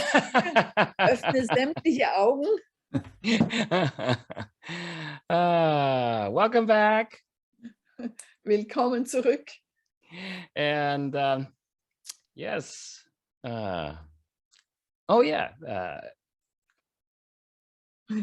Genießen Sie Ihr Unterricht? Yeah? Is that sort of? It's good. Continue to enjoy your teaching. Oh, okay. So it's the learning. Okay. So, yes, Wolfgang. We're done. Yes, thank you. Danke vielmals, lieber Michael, für diesen Abend, der wie immer wunderbar war. Und so ist so wunderbar, dass wir diese Abende haben dürfen, dass wir immer so eine fortwährende Erneuerung und Erweiterung erfahren dürfen dadurch. Ja, ganz, ganz herzlichen Dank auch Barbara und Raphael und dir, lieber Michael, für diesen Abend und euch allen, die dabei waren. Ich freue mich sehr, dann auch im April wieder solchen Abend zu haben, am 14. April mit dem Titel Frei werden von Urteilen. Ja, das ist das nächste Mal, wenn wir uns wieder treffen. Ich freue mich auf euch alle und habt's gut diese Zeit und lasst die Lehren jetzt einsickern und in den Alltag hinein fließen.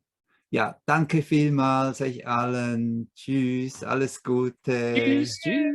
Danke. Hey! Bye bye. Hey. Bye bye, Raphael.